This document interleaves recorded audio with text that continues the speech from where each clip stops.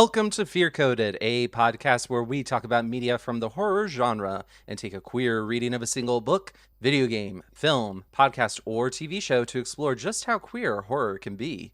This month, to celebrate our second year of being on the air, we are covering some of our favorite media that has been on our brainstorm list. And we start with David's pick, the 2007 video game Bioshock, developed by Ken Levine of Irrational Games. I'm Tyler. I'm Marilee. And I'm David. And we want to thank all the bats in our belfry for being part of our amazing community by supporting our Fear Coded Patreon. Thank you to Chris, Kaija, or Kaya. I'm sorry, we'll get it right one of these days. If you write in and let us know, that would be appreciated. John, Maureen, Derek, Tyler, Puckish Rogue, Blake, Alyssa, Jacob, Doug, Knight of Cups, and Will. Now, before we take snapshots of those who crawl on the ceiling, I want to check in with my co-hosts to see how things are going for them. In a landscape of horrors that our real world has to offer, what's making y'all scared or what's making you feel prepared? You might remember a few weeks ago, I was complaining about how I don't sleep great as a whole, and it was a really Right. Yeah, and I was really having a bad swing at the moment. Well, listen, it's not solved all of my problems, but boy howdy, I'm here today prepared with a beautiful new pillow. Oh, a new Yes. pillow. Yeah. A new pillow makes a big difference. Yeah, so here's the thing. It's a lot of money. To the pillow that I'm about to describe to you, it was an expensive pillow, but she's so worth it. It's this beautiful moon spoon pillow. There's company, it's like a brand thing. It's brand new. It's like a single person is doing this. She has a small team. The company's called Moon Sleep, and it is this giant crescent moon shaped pillow that is made with these beautiful, like, it's so soft and squishy and beautiful, and like the outside is so soft and lovely, and this huge moon-shaped pillow that you can, if you're a side sleeper, just like have cradle your whole body. It's so beautiful and perfect, and I love her so much. Moon spoon. Yeah, the pillow is the Moon moon spoon. spoon. But you do have to Google the company name, because there's a wood spoon manufacturer called Moon Spoon. Moon Sleep is the company, and I simply love her so much. Moon And- sleep. Yep. We'd happily share the name of that company should they desire to give us money. Yeah. Well, Otherwise, listeners, you got to do a little work on this one. yeah, we're not gonna Mhm. link it, but boy howdy, I wish I could. I love it so much. Could you describe what makes it work for you? Like, I can sort of picture it just based on the name. Right, yeah. So, Tyler Google, look at that. I got it. Oh, In the- you had a big facial reaction. Yeah. Marilee, Yeah. I am so happy for you. Right? Moon Sleep, please sponsor this podcast because I too want to be nestled in the crescent moon-shaped body pillow that you are. Oh my God. Yeah. Yeah. This thing is huge. It's so Yes. big. It's so big. It's perfect. Yeah. Oh my God. This is Wow. I'm gonna send you a photo in the Discord. This was the day that I got it a couple weeks back. There was a break in recording actually. This is a photo from when I got it a few days ago. And I hadn't made my bed, so it's very messy. It's just truly, I've unboxed it, and my cat Cowboy has immediately been like, "Oh, what's this?" And so there's a Cowboy for scale on again, and it's gonna be a queen size mattress. And this Okay. pillow is so big, it's taking up the whole thing. Okay, I'm ready. I'm waiting. I'm anxious. I'm eager. Anxious. Oh my God. So many words describe me. Where is it? There it is. Here it is. Again, very Okay. messy bed, and you can see my The cat is so small. The cowboy is so small. yeah, Oh my God. And Marilee, Yeah. your plush collection, incredible. Yeah, so I have a headboard that I have just trapped many small plush behind. So it's like this wall of guys behind my bed, and also I have a bunch of other pillow-shaped guys that are just around because I like a lot of pillows. I don't need any pillows anymore. I have this guy. It's so good.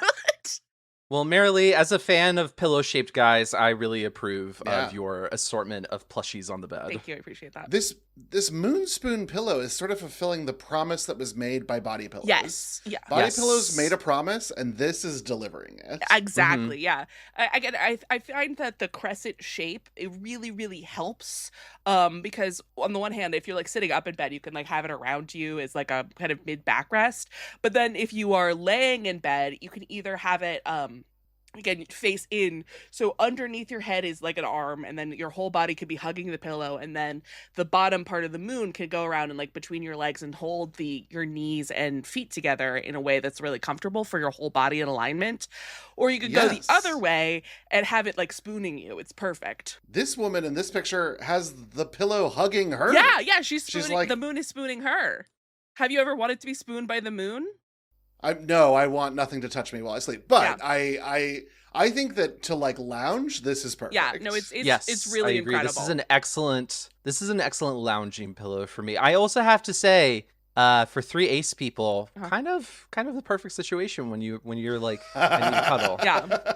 That's true. That's true. That's Yeah. true. Yeah. And This also is really all you need. my cats have discovered how much they love it also, because like I spent a lot of time playing a video game this week, so I would like be sitting and I have the pillow behind me and I have one cat on either arm of the moon spoon next to me, which was great. Everybody got their own comfortable space together.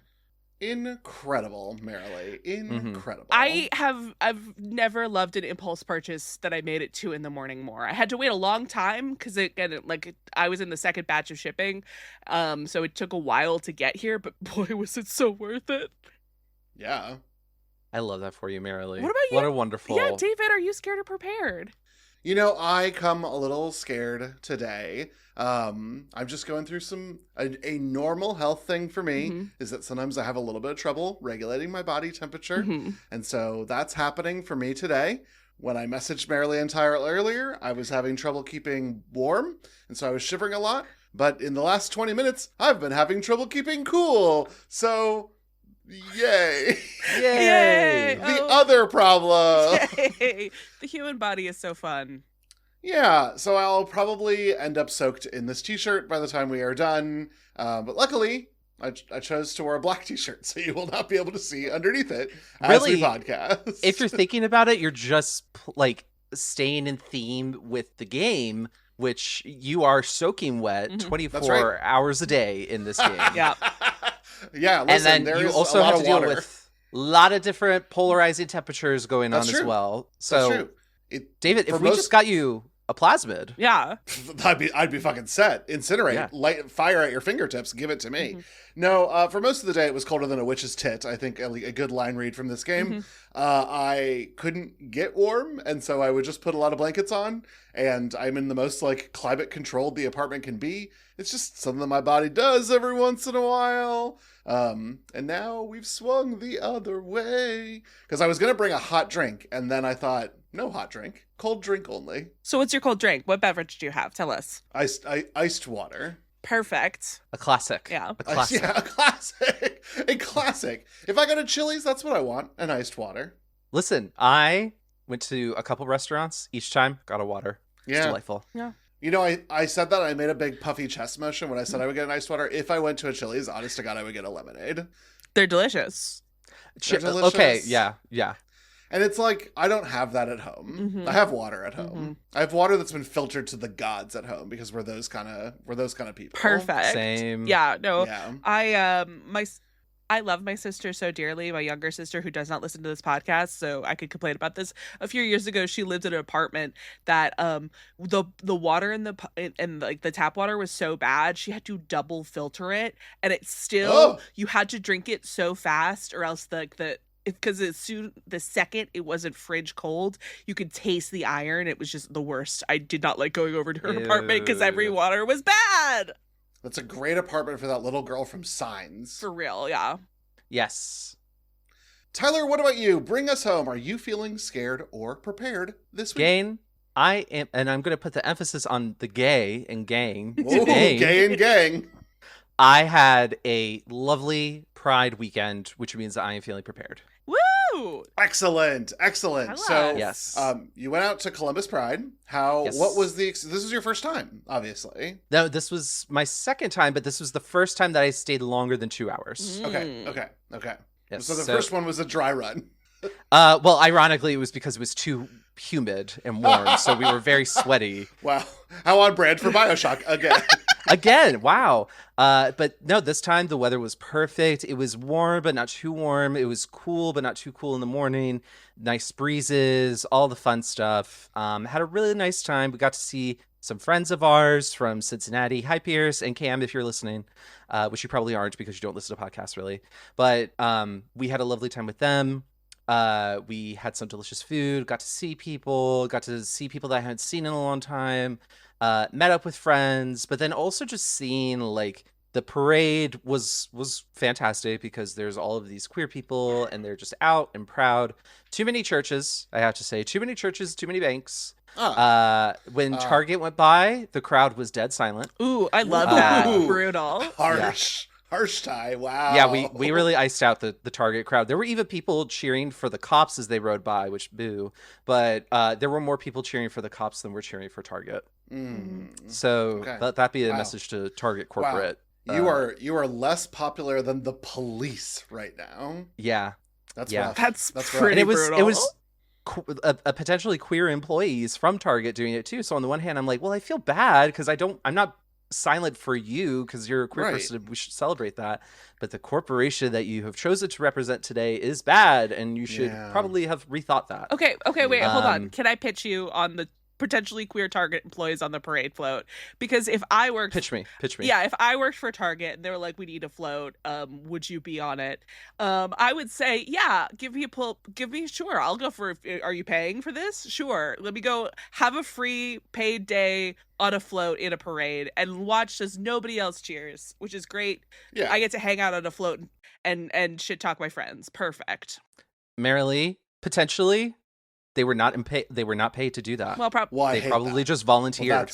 Well, then I have judgment for them. But I will say this: gay Target employees, if you were paid to be there and you said, "I'm a little sad that people didn't cheer for me, maybe even booed me," I would just, remember that it's not about you. It's about the company that was on your float, and you're still a good person, and you need money to survive. So keep this job. As soon as you can find something that's a little less evil, good luck. Go do that. Good luck is such truly good luck. Yeah, very hard to find a non-evil corporation out there, which I think really nicely segues into our topic. Yeah, I think so. I mean, I think Andrew Ryan would have invested in Target. Yeah. No gods, no kings, only bullseye. Fuck, I was doing that. That's what I was going to do. Our brains. Well, yes, today we are talking about the 2007 first-person shooter developed by Irrational Games under director Ken Levine, a spiritual successor of System Shock 2. The story surrounds the player character's discovery of a massive underwater city, Rapture, and its remaining denizens. The game starts after the downfall of Rapture, which devolved from a utopia after the discovery of Adam, a genetic material which grants superhuman powers. The player is guided by revolutionary Atlas in his efforts to escape the city, hounded by the founder of Rapture, business magnate Andrew Ryan. The game was praised for being mature and having a dark story that explored unchecked individualism while being enjoyable and challenging to play. It continues to rank highly in retrospective reviews of great games. What's everyone's experience with Bioshock? David, this is your pick. Let's start with you. This is my pick.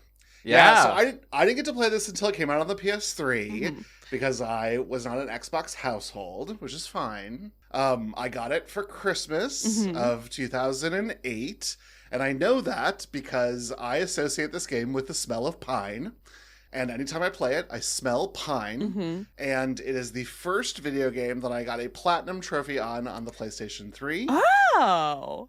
Wow. Shortly followed by Little Big Planet.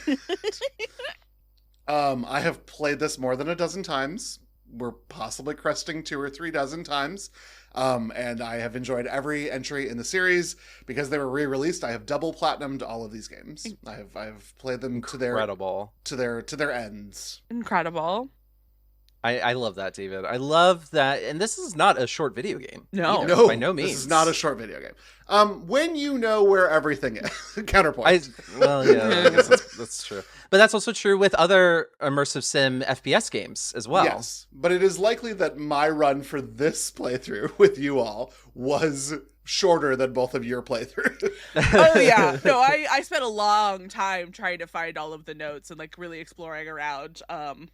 Didn't work out for me, but yeah, no, it was actually so long I had to finish off with a playthrough to get it all in time. Yeah. Because it was just like the more you explore, the more the world opens, and it's such like a very vividly hand created world. Mhm. There's just simply too much to see and do in the amount of time that I had available to play the game. But I am very familiar with it. I'm very familiar with all the concepts. The playthrough I watched was fantastic, and really, like, I feel prepared, scared and prepared, ready to talk about this game. I actually played Bioshock. I have started this game like four times. Mhm. I started it and played a little bit of it way back in 2007. I didn't make it past Dr. Steinman, who is one of the first boss encounters in the game, because the area that you go to is too scary, and I'm excited to talk about that because Yeah. holy shit. I knew there were some scary elements to this game, having watched all like the E3 coverage and game previews on IGN. But like that segment, I was like, "Oh, girl, I simply cannot do this." Yes. Like way back in yes. 2007. That's awesome. I obviously knew of these games, but I never really played any of them. I think I'm more familiar with like the third one because I was friends with my best friend Chelsea around that time that Bioshock Mhm. Infinite was coming out. And she loves Bioshock. She has like she had in I don't know, it's still probably in her house, but she lives in Minnesota now, so I have no way of checking. But she had like this gigantic like Big Daddy figure that was that Nice. she would keep by her computer. Nice. So when Bioshock Infinite came out, I experienced a lot of rants about how the narrative half of the second half of the game really fumbled. Mm. But Yeah, I actually did play through all of Bioshock Infinite, so I did play through that. I am totally in agreement with your friend, Yeah. Marilee. But Yes. yeah, I had never played any of them myself. I had bought the series when it was like remastered on the PS4. I got like all 3 games and the DLCs and all of it for like under $10. So it was like, great, I can't wait to Nice. finally play Bioshock. And then I never did. That's what the podcast is for. That's what the podcast is for. Yeah. Mm-hmm. Yeah, I think we'll have to talk about Ken Levine a little bit as part of all of this. System Shock 2 was considered a good game that he and his team made. Mhm. I think probably Levine is a better director than the celebrity auteur that he was forced to become. Mhm. And that I think you can see how much Bioshock Infinite suffered from everyone wanting to interview Ken Levine about his games, Mhm. because it felt like the things that were on the cutting room floor for Bioshock the original, because he'd done an interview about it, now had to be in the final product for Bioshock Infinite. Mhm. And it's this real weird part of like, how do you reconcile like people demanding to know more information about something, which stymies an artist's ability to be like, that was a bad idea, we should throw that away. But he had given an interview in IGN and they were like, well, now we have to have racism in the game. We can't not have racism. You can always not have racism. Yeah, just don't put the racism, the weird, like, actually the voice of the people is bad. Like, Yeah. they're yeah. just as bad as the racists. That's not great. Even like having looked into the Bioshock story and really thought about it, even then there's like a little bit of like, you're so close to getting the point head on, my dude, but you Yes. just like, you're still a little bit too like behind the times and centrist liberal than you need to be to craft the type of story that was necessitated by Bioshock Infinite and then elements of Bioshock. Yeah. Agreed. Honestly, like in our description, when Tyler said utopia, I was like, was it though? Can we get some giant air quotes around utopia? Because it Yes. Yeah, I mean, I think you always have to, because all utopias are dystopian in some way. As someone who's deep into the Bioshock lore, to the degree that I have read both novelizations of this story. There's novelizations? Yeah, sort of an oral history. It's like, did you like audio diaries? Would you like to read them for 250 pages? It's Would not you a bad kindly time. read them for 250 pages? It's not a bad time. Okay. all right. This is good to know. Probably yeah, no, there's an I audiobook where it'll be just like the audiobooks. That'd be great.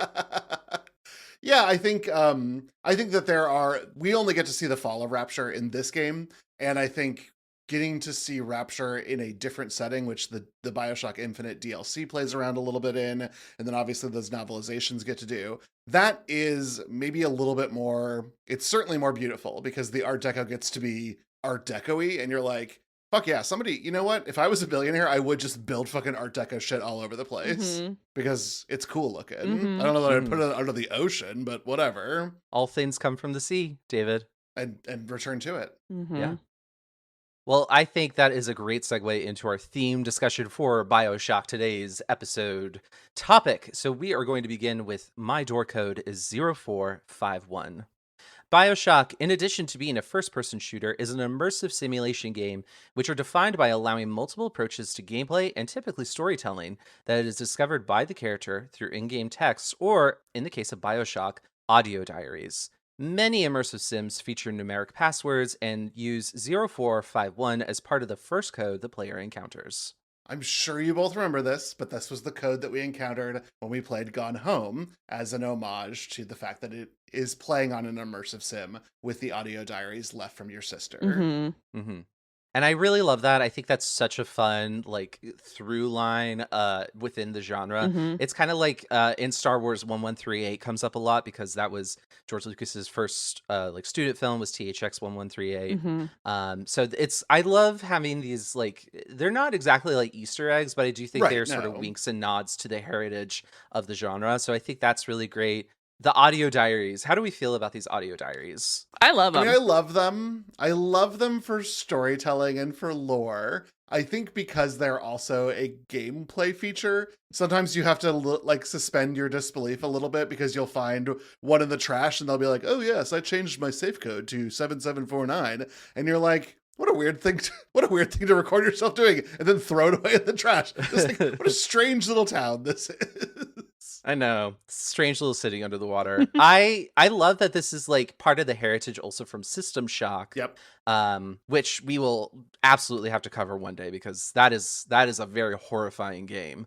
Yeah, the System menus Shock 1 and alone, 2. Tyler, will scare the pants off of you. Yeah, I just need to talk about Shodan. I need like 2 hours to talk about Shodan. I love her so much. But System Shock was like this game where you explored space stations or spaceships in like a very maze-like environment and interacted with the environment to do what it is that you need to do, which is exactly the sort of thing that you do in Bioshock. So I like that this has also become a trend from System Shock to Bioshock to games like Prey, which came out in 2017, that are also immersive sims and use this sort of post-apocalyptic audio diary format to give you clues about like what were things like here before everything went to shit, who were the people involved. I know there's one point where like in Bioshock you find the dead body of one of those people in the audio logs, and when I saw that I was like, holy fucking shit, this is how you wound up. I feel like I've gotten to know you over the past god knows how many hours. It's really, really effective, and it's really effective storytelling, and it adds to the overall like kind of vibe that is happening in this game. And therefore, like, I think this is kind of like the perfect marriage of gameplay and like thematics bundled together for this game. Yeah.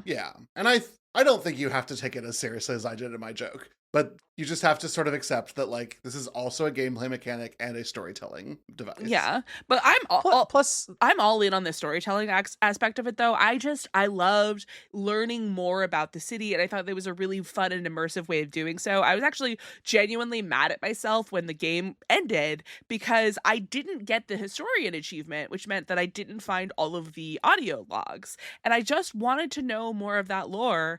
But I missed at least one somewhere, and that really pissed me off. And then if you play the newest version in the remaster, you can also find like gold film reels that have director's commentary from Ken Levine and another person in there, which I did not listen to because I wanted to go in as spoiler free as possible because I actually did not know how everything ends. Yeah. So that was David. Did you listen to those? I have done it before. I had access to them because once you unlock them, they're unlocked forever.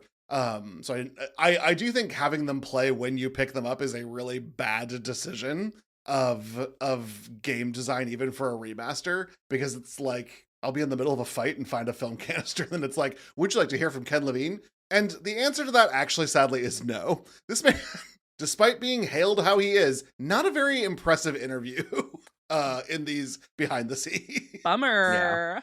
Yeah. But I did watch all of them, so I've got background should you desire it. Perfect. Great. Well, I will say that the next theme is kind of sort of related to the whole audio log system, whereas time was you could get decent on the radio.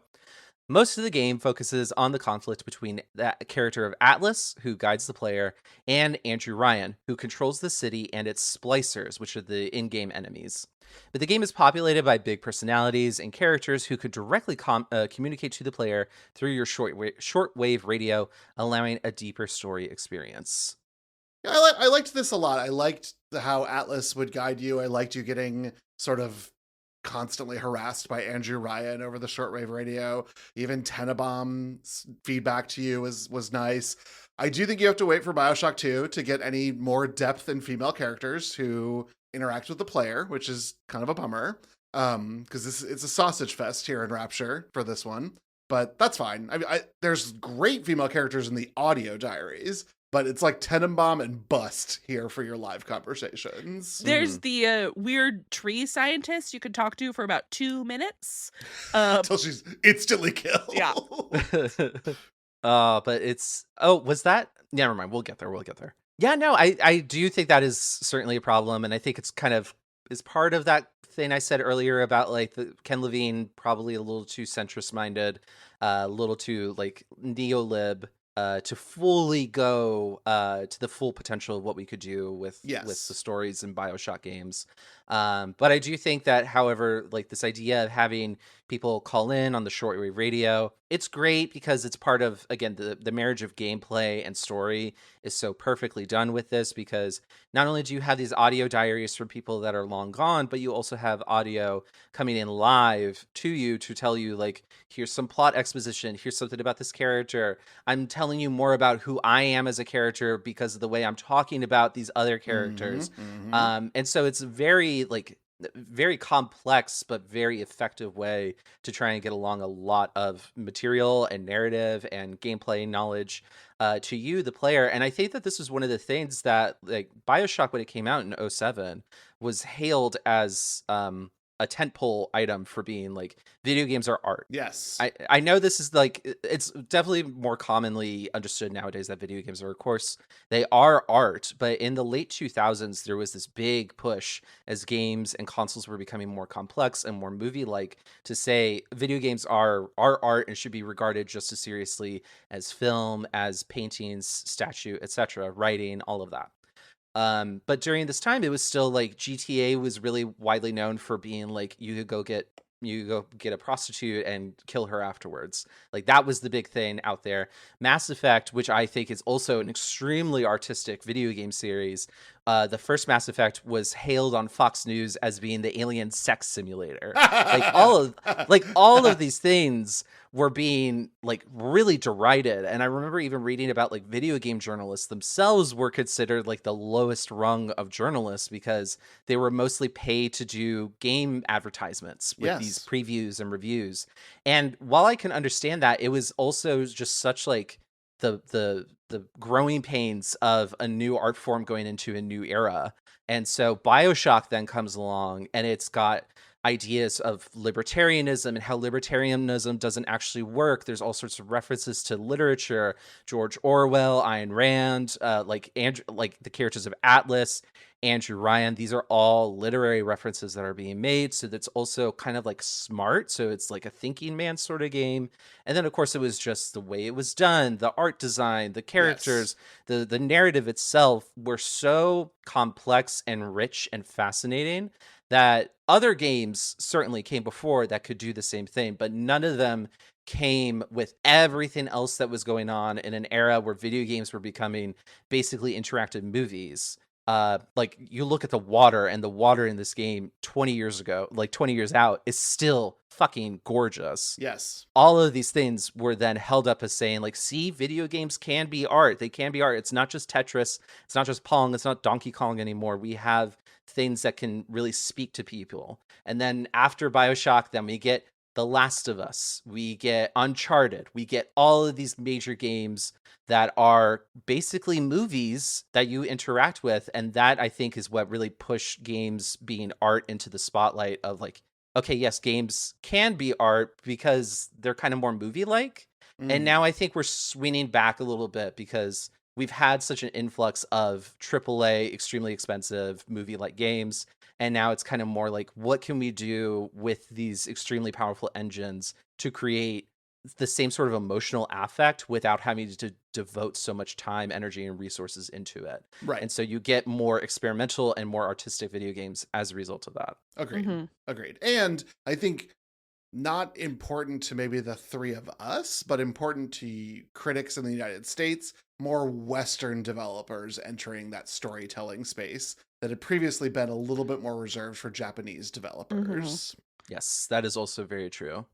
Well, now that I just finished my whole diatribe about how games are art, It's still a game, Tyler. It's still a game. Damn it! I need to get that into my thick skull. So our third theme of this episode and our final theme is how progressive. Each level of gameplay introduces new enemy types, splicers, and a new weapon for the player. The slow introduction of new problems and solutions helps the game accessibility for players as well. There are several ways to augment or strengthen weapons and abilities that make all playstyles viable through the end of the game. I will say, to this day, Bioshock remains kind of one of the best versions of the right amount of trickle, of giving you enough new conflict and enough new solutions that you always kind of feel like you have new opportunities. But if you want to take the pistol and electrobolt to the end, you honestly can. I did. Merrily. No, Wow, the challenge. I used other stuff as well, but like the pistol and electrobolt never left my heavy rotation. Heavy rotation. Those guys really like when you get your third plasmid, they were like, this one's important to plot progression, so you need to get rid of the other ones. And you had to choose between the fire or the electrobolt. And I was like, I genuinely don't know why you need fire. Electricity's right there. It's so much better. Everything's so wet. Everything's so wet. What is my fire gonna do? Yeah, I mean, like, sure, if there's something frozen, I will go and get the fire if I really need it, but just you don't need it at all. Electricity is your homeboy. Tyler, did you end up having a favorite weapon? I just really love that shotgun. Oh, the shotgun's real good. I tried to use the machine gun and it just feels like it's spitting peas. At least very early on. I know you can upgrade weapons over time, but it just did not feel as effective, especially for the amount of ammo that the game gives you, because ammo is also not like every fucking place that you look. Like, you kind of have to hunt for it at times. What difficulty were you playing at? I started off with easy, and then I was being given ammo. Yeah. But then when I switched to watching the playthrough because I ran out of time, I noticed that gameplay became much scarcer, and they were playing on normal difficulty. See, I also was playing it on easy because, again, this was my first time through. I wanted to experience it. But I have a rule. Whenever I play a video game, I always do on the easiest setting, and if I like it, I will replay it on a harder difficulty. So I was constantly having to be like, fine, I will use this weapon, so stop telling me I can't pick up this ammo, you fuckers. Yes, I played on hard because I've played it a lot. I was never scarce on ammo, but the game does scale down the ammo you receive. I just know where all the ammunition is and where all the enemies are, so I do not waste a lot of shots. There is a little bit of a health tweak as well. So your first Big Daddy encounter is probably the hardest thing that you'll ever have to do, but I will talk about it when we get there. Okay. There's really easy ways to cheese a couple enemies in this game. I mean, speaking of enemies, like, can you believe the enemy design in this game? So fucking good. Yeah. Like, the concept of splicers already is fantastic and terrifying, but their actual designs, I went and looking for the character models afterwards. Whoa, baby. Like, damn, like, those fucking plasmids will fuck you up. Yeah. They really will. And visits to Dr. Steinman too, to try and fix what went wrong because you OD'd on plasmids. Yeah. Well, we're talking about the graphics. Can I tell you, because I do think that like the design for the splicers is horrific and really effective. But throughout the game, I definitely thought that this had a real case of Snow White-itis. Which is the first animated film, Snow White. Most of the film focuses on Snow White's relationship with the dwarfs, who are these non-standard human-looking people, because at the time Disney Animation wasn't confident they would be able to have a human, like a normal-looking human man. So they keep the prince in the movie for 5 minutes because they didn't want you to have to look at him for too long or have to animate him. And throughout the game, I think specifically, this is the first point where I was like, oh, I see what they're doing. Was when we were trying to talk to that plant lady you talked to for 5 minutes. You were talking to her on one side of the glass, and you can see a woman walking around, but you can't really see her. And I was like, oh, everybody that we see, their face is really fucked up, or they have some sort of non-standard anatomy. Otherwise you're just looking at pictures. Are you not confident that you can make a normal looking human man? And that is definitely the case, I think. Bad news, Marilee. They ran out of space. So the character models are just reused splicer models for all of the main characters. Tenenbaum is just one of the female leadhead splicers with a different animation. Peach is obviously one of the grenade throwing ones. And Sander Cohen, who got some upgrades on the face, but is otherwise just a Houdini splicer underneath. Yeah, that makes sense. I think the only normal looking person is Andrew Ryan. That's true, because you get a cutscene with him. Yeah, and you only see him looking human for like 5 seconds before he fucks up his face. I'm telling you, Snow White-itis. Different way of fucking up your face, but yes, his face gets fucked up. Yep. Well, that is certainly horrifying. So, David. Yeah, we have to ask 2 questions of every media we consider for this podcast. The first of which is it horror? Were you scared playing the game Bioshock? Does this belong in a conversation about horror media? Gang, I was not expecting this game to have ghosts in it. It has ghosts in it. They kind of forget about them for a little bit, and then they come back. It's kind of like, oh yeah, we have ghosts. I totally forgot that there were ghosts in this game, because I played far enough to see your first kind of ghosts. Like every time I tried to start this game, I was like, oh, ghosts. I forget about the ghosts. And then I'm playing through it this time again. I was like, oh, fuck, there's ghosts. Holy shit. Very scary because you don't know what the fuck is going on. And the rationale the game gives you in an audio diary is that because you injected the Electrobolt in order to, progress with the game, you are now part of the, Adam mindset. And so you are getting memories from other people who have used Adam. Which I love. Yeah. Love this game for confirming genetic memory theory. Thank you so much. Wild. Great. Some sea slugs. They got that mind mind virus thing. Yeah. Where they can all think the same thoughts of each other. But I think the game is terrifying. I think that the setting is haunting. I think that the gameplay fires on the right amount of tension. I think that they turn that dial up as you play, which I think is very exciting. This got yelps for me the first time I played it, the second time I played it, and then after that, I was like, I'm not getting scared by this game anymore, and I just launched grenades into every single thing I saw. And I was like, you can't scare me because I blew you up. Oh man, hey, Marilee, Resident Evil. That's kind of like the path of Resident Evil. Yeah, no. Great. When you get the infinite rocket launcher, it's really just a very. Or you start getting the grenade launchers with the different ammo types. Oh yeah, ooh baby. Yeah. Most important thing in the world to me was grenade launcher immunity, because then I would just fire it at my feet and I'd be like, "Good luck, motherfuckers. Good luck."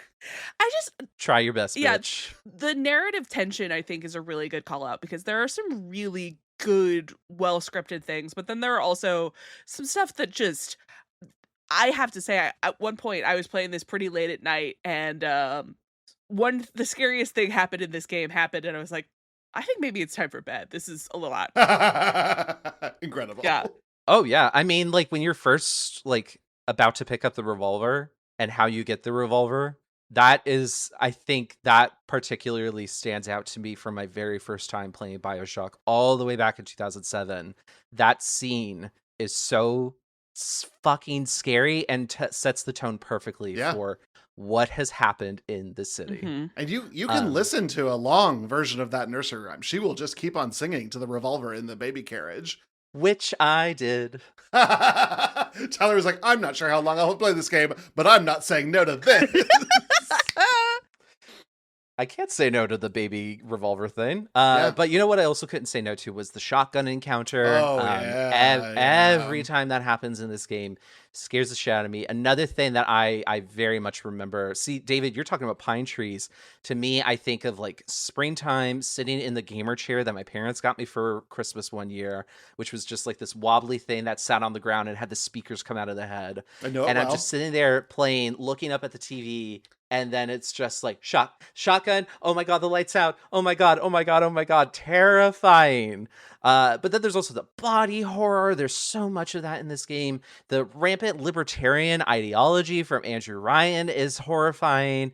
This is a very terrifying game. I love that it's also a game that has like a philosophical bent to it. Yeah. It kind of works as like a conversation between two different ideologues, and like, who do you claim, who do you oppose, all of this stuff. It's so good, but it's also so scary because of everything that is happening. Everyone is at the absolute pinnacle of extremism for both ideologies or all ideologies, and you could see how that kind of extremism of selfishness and greed really can Yeah. implode. Mm-hmm. I think sound design had a lot to do with this feeling creepy too. Mm-hmm. I think 2008 is when Fallout 3 came out. We were sort of in this pastiche of using songs from the turn of the century all the way through the 40s, 50s maybe, that would play in the background. License free, incredible. We love We love that. We love but it. also, like, you might be walking around and all of a sudden hear a security camera beep, and you were like, fuck my life, fuck my drag. What the fuck am I gonna do here? Yeah, I have to say, one of my big complaints for this game actually is the fact that the sounds for one of the friendly security things that you've hacked that are on your team make the exact same noises as the other ones. So sometimes I will be moving along and then I will hear a security thing and like something counting down, and I start freaking out like, oh fuck, I didn't see the thing, where is it? And then I'll realize, oh, remember the security camera you hacked 2 intersections ago? There are enemies over there right now. This is great. Marily's just scaring herself now. This is perfect. I genuinely got pissed off at that several times and stopped hacking security cameras because it kept interrupting my flow state. Just blew them up. Yeah. You just shot Yeah. them. Bang, bang. Yeah. Okay. Which sucks because it was a really useful thing to do, and it was but you gotta change that sound design, my friends. If it can give notes on a game that's 2 decades old for the next version, really consider it. Yeah. Bioshock 4. Sure. Yeah. Sure. But listen, yada yada yada, horror, whatever. To be on Fear Coded podcast, you have to be more than scary. You have to be queer. So let's talk about Bioshock using the lens of queer theory. Do we think this is a queer game? Yes. I think this is a very queer game. Mm-hmm. I think there's a lot of queerness in this. I think if this game was made 5 years later, there would have been even more. Mm-hmm. Because it does seem like, from the writing team's perspective, there was a lot of queerness put into this game that they either couldn't realize or conceptualize into the game, Mm-hmm. or they felt like their publisher wasn't going to allow. Interesting. I'd love to know more about that.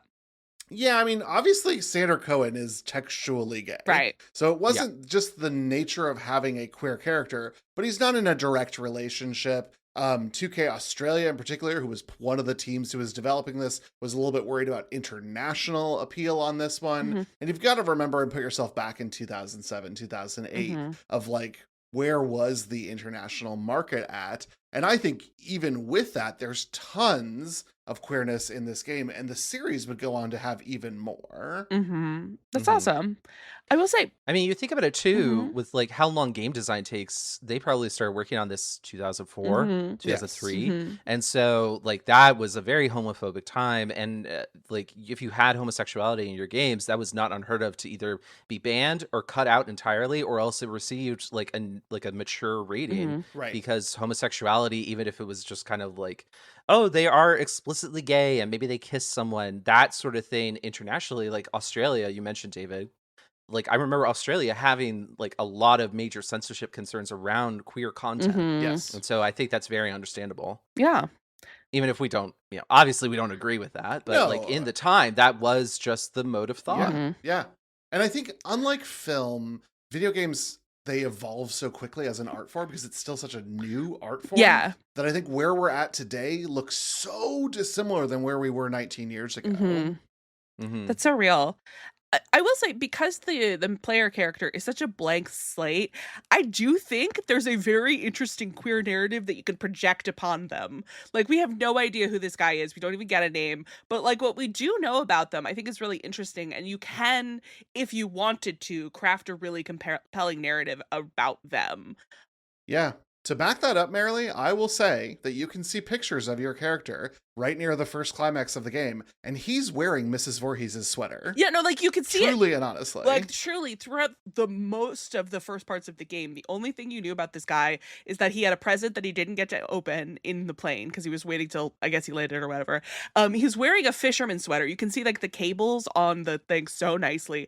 And he's got, like, a chain tattoo on his wrist. And so, like, the Grandma Fisher Core sweater with, like, the chain tattoo is interesting, compelling narrative clues. But then you learn all of these other things about who this character is, and, like, you can have this whole narrative about, like, succumbing to toxic masculinity, or like, really embracing a truer, potentially queerer self towards the end, and embracing family and like celebrating, nurturing, and all of those things. So I think there could be something there if you wanted it to be. Yeah, Sure. I think so. Yeah, absolutely. I think it's like you said, Marilee, it's because Jack, your main character, is such a blank slate. Like, even the name Jack is so common in video games, it's kind of generic. I genuinely didn't know that they had a name. I'm gonna be honest. I didn't know that they had a name the whole time. Yeah, Jack. That is the man that we play as with the Chris Evans cable knit sweater from Knives Out. Yes, it is written on the present. I think that's the only way you can know that that's the name. Exactly. I wish the sweater had received like some damage over the course of the game, Yeah. Batman Arkham Asylum style. But I'll take what I got. I'll take what we got. So early, Tyler. So early for us to do that sort of technology. I know. This sweater, mostly. Honestly, bad sweater to have if you're going to be this wet. This is that sweater's never getting dry. Okay, here's the thing. But then why do sailors wear it? That's the thing about wool, is that it's actually naturally water resistant. Like, there are oils in the wool that if you take care of a wool sweater, it will take care of you, and you actually don't get as wet as you'd think you would. Yeah, I don't think that's true for Jack. Just He because goes through so much. You go through so much water, Marilee. So much water. Yeah. But not just water. Not just water. Fire. Lots of other fluids. Ice, which is water, but it's frozen. Bees. My God. Goo. Various goos. There's a lot of goos. There's a lot of goos in this game. Oh, we didn't even mention the body horror that happens to Jack on top of that. Like, when you get these plasmids, your hands change. Yeah. And sometimes it's pretty fucked up what happens to your hands. It's pretty cool looking. Yeah, it does. It is very. Well, then are we ready to jump into the plot beat by beat of the 2007 video game Bioshock? Let's go. Yeah, let's jump into it. Raindrops on roses, whiskers on kittens. No matter what your favorite things are, they probably don't include this ad. If you want an ad-free listening experience, you can join the Fear-Coded Patreon at patreon.com/fearcodedpodcast. For as little as $1 a month, you get access to early and ad-free episodes on your very own podcast feed, and extra bonus content begins at $3 a month. Now, rest assured that these highly produced ads are the only thing we plan to interrupt you with, so you never have to worry about us selling you a sports betting app or anything like that. But if you'd like to skip ads just like this one, you can join our Fear-Coded Patreon at patreon.com/fearcodedpodcast and support real, human, queer artists for as little as $1 a month. The game opens in 1960 over the mid-Atlantic, where the player character, Jack, is a passenger of a plane that goes down. Seemingly the only survivor, you make your way to a lighthouse. Inside, a submersible bathysphere introduces you to Andrew Ryan and the City of Rapture. You're contacted by Atlas, who asks you to grab a shortwave radio and a wrench. Upon coming to a door that is short-circuited, you rewrite your genetic code to get your first plasmid, Electrobolt. The remainder of the first level serves as a short tutorial section of the game, introducing plasmid and weapon combinations, audio diaries, ghostly visions, splicers, big daddies, and little sisters. Shut off from progressing towards Atlas by Andrew Ryan, the player is directed to the first level, the Medical Pavilion. So The airplane goes down. First of all, very nice looking airplane, 1960 Yes. vibes. Lots Jack of is smoking a cigarette. Does yeah, definitely lots of feel smoke in the very- airplane. Oh, yeah. It's great. Lots of smoke. Lots of smoke. Very par for the course for this time period. The plane goes down. The tail of the plane is like slowly submerging as well. You can hear the screams of people all around you, and then you get to the lighthouse and it's dead silent in there except for the sound of the lights going off. And what is the first thing you see but this titanic bust of Andrew Ryan staring down at you beneath this banner that says "No gods, no kings, only man." Yeah.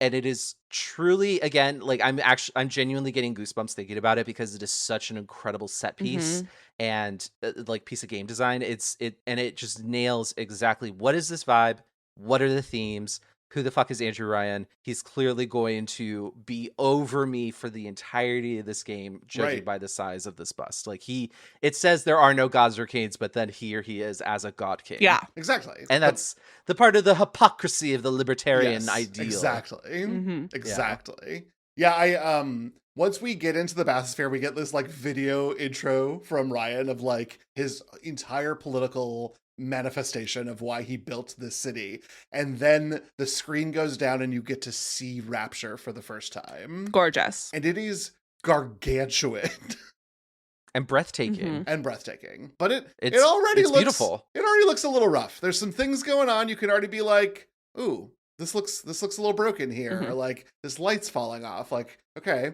So not maybe at its peak. Yeah. And like I definitely the first time you're going through, there could be said how much of this is like what's the apocalypse that's certainly happening within because you know about the game, but there's also like a plane crash debris happening, and I think you see like some stuff getting broken because of the plane. So that's all fun. Listen, the game. That is really cool. Yeah. Yeah, that like if you look out the window once you actually get into Rapture, you could see like bags drifting down and airplane parts. And then eventually like you have to run through a tunnel because the tail of the plane has crashed down like into that glass hallway that you're in, and you have to get out of there before it floods. Yeah. Very good. The game is really, truly a stunning work of art, like visually incredible. The aesthetics of the world have always been praised as one of the series' strengths. So I'm gonna sound like a huge asshole when I say this because I think this lobster was too buttery for me, gang. Like it was, Yeah. because I consistently had problems like from the beginning to the end. When I was in a fight, because all of the details were so lush and beautiful, I had a hard time finding the enemies when I'm trying. Like I will be like, I'm getting hit with bullets. Where the fuck are they coming from? Where is the guy? And I'd have to spin around a couple of times to try and find these fuckers because everything looks so good. It's hard to it was hard for me at least to distinguish where exactly the enemy is. Yeah. Enemies and turrets with perfect aim every time too. Much better aim when had you're that playing on hard, let me tell you. Marilee, you're not alone. I think the lobster was also a little too buttery for me as well, just because I had that same problem with the enemies are kind of hard to see, or like they're shooting, but I can't see where, because then the view on the screen goes blurry when you're damaged, which makes it extra hard. And then the enemies, we didn't have the technology to do things like a twitch or stunning the enemy or things like that with bullets alone. Like you had to use the plasmids, but then sometimes you're out of plasmid juice and then you're fucked. Yeah. So I do think that was a little bit of a problem. I think from what I know in Bioshock 2 and then in Bioshock Infinite, that problem kind of gets resolved a bit. Like it's easier to track your enemies.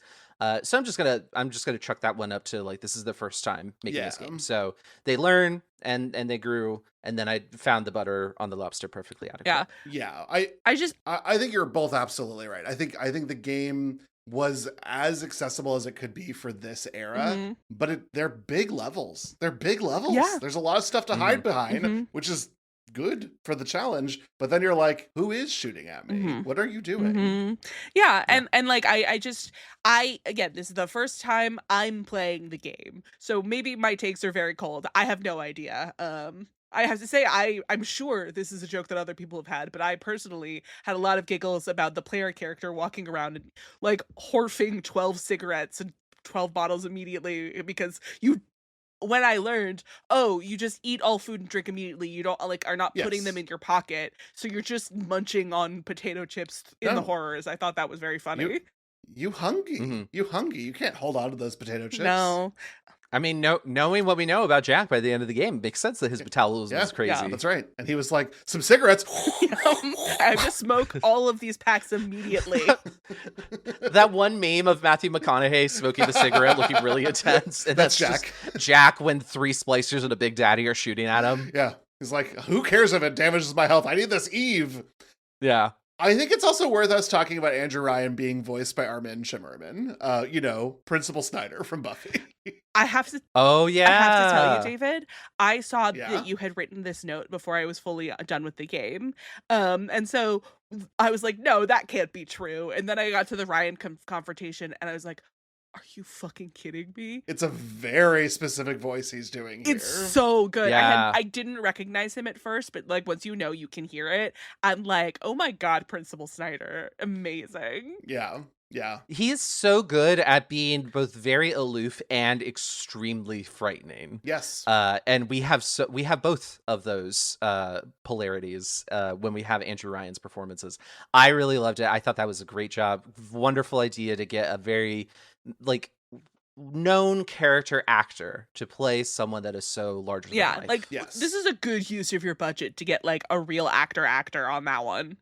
Yeah. And comes back for everything. So if Andrew Ryan's voice appears in a DLC for Bioshock Infinite, it's Shimmerman's back. Incredible. I love it. And I brought this up already, but we have so many literary references in this game.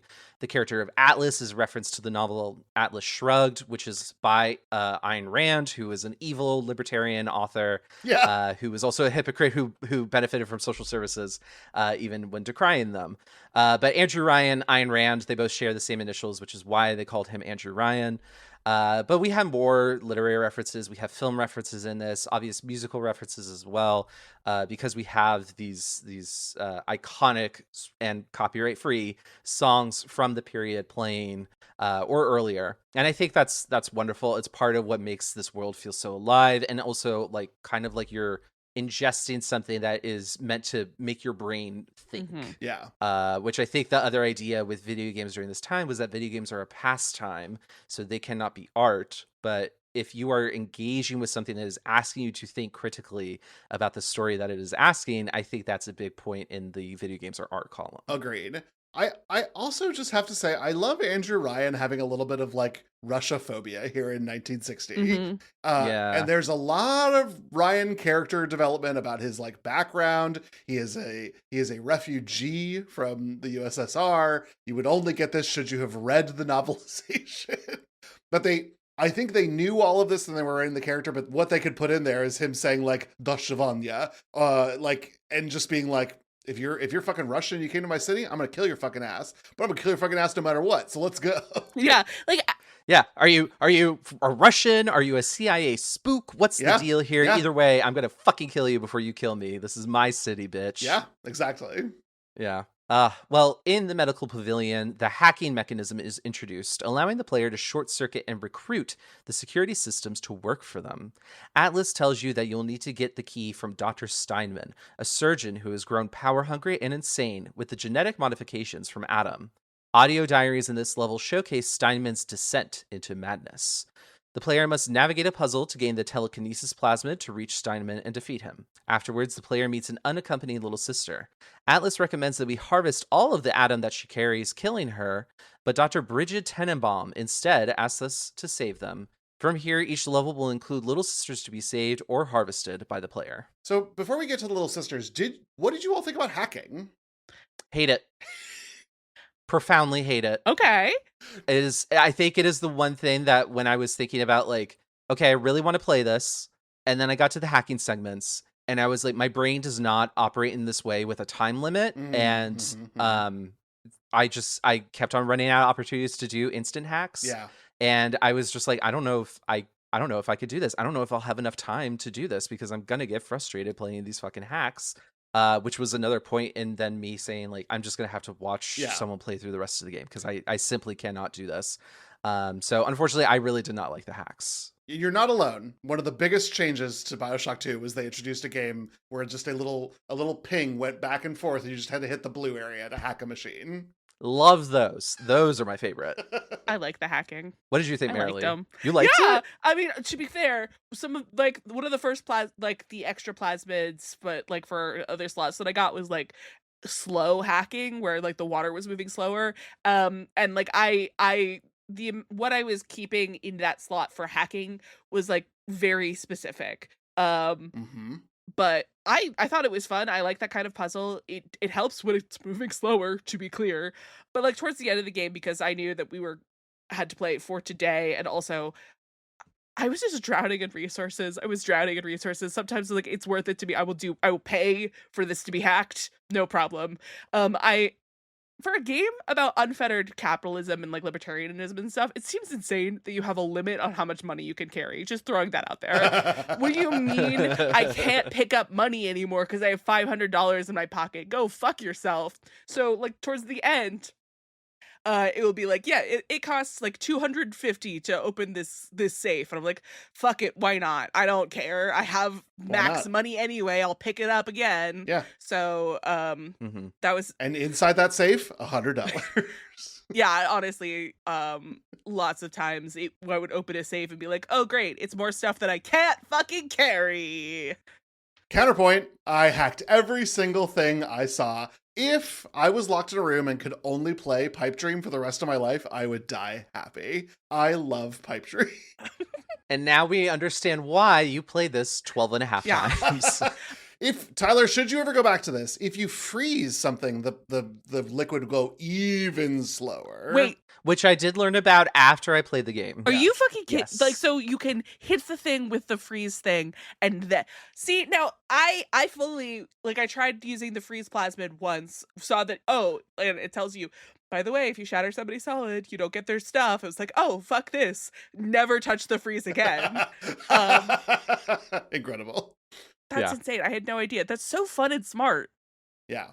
I like the medical pavilion. I think this is a great sort of like first level of the game. Yes. I think it has some of the most scripted scares of the game, because if you go into side areas, it like the screen will fog up and then all of a sudden someone will appear behind you, and it's it's a jump scare moment. I think that's fun. This is where the shotgun sequence is that we talked about earlier. Yep. Yeah, that shotgun sequence is terrifying. Just all these splicers coming after you, and you can't see them when they're approaching. Was terrifying. I do remember also walking through, I think it was like a morgue or something, and it was flooded, and it was just like a U shape. Yes. Where like you're walking around, you can't see what's on the other side, and then you get around the other side, and it's like, oh no, it's a whole bunch of fucking lockers with dead bodies in them, and one of them's gonna come out and try to kill me. And then lo and behold, one of them tries to come out and kill you. Yes. And it's like you're in the water, so you can't use the electro bolt, so you gotta get out of the water. Meanwhile, they're really trying to kill you because it's like a very hard enemy that popped out of there. Oh my god, girl, terrifying. Yes. Really fucking scary. I think and the splicers, the audio, like we talked about audio earlier, but like the voice acting for the splicers is so fucked up, because they're like still semi-aware of themselves and what's happened. They've just gone insane because of that. And that's terrifying. Yeah. It's kind of like in Half-Life with the head crabs, like you could hear people underneath like begging for release, because they're so miserable. And then when you kill the head crabs and the person dies, sometimes you can hear them say thank you. I think that's also in System Shock, to be fair. Yes, these games borrowed a lot from each other. I mean, even of course, telekinesis is just the gravity gun from Half-Life 2. Right, yeah. And I mean, so much of Half-Life is basically what if System Shock, but we give you a crowbar. Yeah. I haven't played either of those games, so y'all just said a lot of words at me, and some of those were deeply insane. It's okay. We're gonna play all of them over the years of this podcast. We will play all. What a threat and a promise. Hey, that's what I'm here for. Dr. Steinman. Yeah, baby. Dr. Steinman. Aphrodite is walking the halls. I had lunch with a goddess. I know who you are, Dr. Steinman. Yeah, he this really worked for me, because like medical horror is one of the things that I don't really enjoy, and this was It was horror, baby. It was really good. I like this a lot. Yeah. Oh my god, yeah. I mean, like, it takes a lot of, like, for lack of a better term, it takes a lot of balls to make one of your first levels in the game the terrifying hospital level. And so for them to have done that and to really knocked it out of the park is so great. And part of that, I think, is the audio logs that you find as well. Yes. And then, a lot of games get a bad rap for the graffiti that gets painted on walls because they're usually written by people who have never graffitied anything in their life. But the mad ramblings with blood that Steinman leaves on the walls and then has his big John Hancock-esque signature written out perfectly in blood also helps amplify, like, oh my god, this dude is fucked up. I'm in a very fucked up situation right now. And like when the game came out, what if plastic surgery but evil was like a big topic anyway, and so to take that and then ratchet it up to 11 with also your plastic surgeon is actively having a mental health crisis and is going to kill you. I thought this was really well done. And I love that what he comes to with all of this. Once he's like, I've taken enough Adam that I can like see through the Matrix. And his result is like, we have to like stop having symmetrical faces. That's the problem with everyone's beauty. They have to stop being symmetrical, which is sort of the opposite of actual plastic surgery operations. Yeah. I mean, like his meltdown about how Picasso, like they had gotten to realism and then decided, hey, fuck it, let's do something different. Picasso, genius. I'm better than him in my art. Can't I experiment? It was really good. Steinman could be his own villain in a story. 100%. Like really excellent. Honestly, and this kind of goes across for all of the major antagonisty NPCs in this game. They could be the villains in their own games. Yes, especially so I him, think it's very especially Steinman. I feel is number one in that regard. That audio of him performing the surgery and sounding very normal and cool when he says like, okay, but we also have to do a little nip tuck here, and the nurse is like, "Doctor, she's not scheduled for a facelift." He's like, "No, give me the scissors, please." And she's like, "No, I'm not going to do that." And then again, quietly, you could just hear him like going like da da da da da, and there's like blood sounds and gore, and she's freaking out. She's calling for other doctors to come get him, and it's like, wow, like when Rapture fell, it fell hard. Oh baby, it fell, girl. Yeah. Can we talk about our little sisters and big daddies? Yes. So we've got our little sisters who are genuinely, they're little girls who wander around with big daddies who are these large humanoids in very classic looking, like deep sea diving suits, like with the big iconic helmet with the singular like round eye hole in the middle, but usually they're like glowing, or some of the big daddies have them all over the place and they have drill bits or guns or whatever else, because great variety with the big daddies. You have to strategize and think differently with each one, which I think is excellent considering they're a very high level boss that wanders through the environment. I think great game design. Big Daddies became an iconic part of Bioshock, which I think that's wonderful because it's such like an iconic look. I think they're also very unnerving, like the concept of little girls that have been injected or turned in some way, and now they have to go around stealing Adam from people that have died. Is really fucked up. And then they have these giant monsters that are wandering around protecting them, and the little girls are talking about how they're angels and shit. And it's like, so creepy. And like Mr. Bubbles, Mr. B, Mr. like that's what they all call the big daddies. So great, very innovative for the time too. This whole moral choice. Okay, so talk about the moral choice. How did we do? What did we think? Did we save or harvest? This playthrough I saved, but I have harvested. Okay, but what did you do on your first playthrough? Saved. I saved. Got it. Cool. So then we're all good, correct, moral citizens of the universe, because frankly, the idea that your first instinct is to harvest is so insane to me. I'm like, genuinely, it doesn't seem like it's worth it. Like, maybe you get a few more Adam early, but like towards the end, I was like, I genuinely don't know what I could spend it on. I don't need any of these things. Right. Yeah, and I think that's one of the areas where the game does kind of weaken, because again, like around this time period, we're also starting to get the Telltale games, like the Walking Dead game that's coming out in a few years. But all of them that have these sort of big moral choice or consequence component, usually in this early time when we're starting to do that, the consequences aren't really that negative. And so because there's the idea we shouldn't punish the player for the way they play the Right. game. Yeah. Like we shouldn't make it so that the player is constantly running out of Adam because now that's not fun anymore. Right. So how do you do this? I think the big idea of like, are you essentially killing or saving these small children that have been changed and turned into little monsters? I think that's very fascinating. I love that Atlas starts to kind of show his colors here of saying like, you should just kill them. Extract all the Adam. You need all the Adam that you need to rescue my family. Yes. And Tenenbaum is there saying, no, don't do that. But then we're also hearing about how Tenenbaum may or may not have worked with the Nazis in the past. So then it's just like, how much should we trust what this woman is saying? And so I think the narrative moral complexity of it is more interesting than what the gameplay complexity of it ends up being. Agreed. I will tell you the harvest animation is grotesque. Is it? And yes, it's not good. It's not a fun time. It's not a fun time. Don't they like turn into like the slugs or something? You reach in and grab the slug out and then crush it in your hand and you take the atom from the slug. Yes. That's insane. Yeah, but it fades to white when you're actually like reaching in, isn't it? Didn't that happen? The little sister is the little sister is off camera when you reach down to get the slug. Oh, okay. Gross. But no, you are extracting the slug from her body, which audio diaries have made it clear once you do, the little sister is dead. DED dead. Yeah, no. Yeah. For obviously, yeah. Yeah. They're symbiotes. Like that, they make it very clear. And that's why if you see a little sister and you try to shoot her, she won't take any damage because she has a sea slug in her that regenerates her body. Well, Mhm. it's fine until you're the one in charge of her health, in which case, get fucked. Yeah, but she may or may not have been humanified by that point.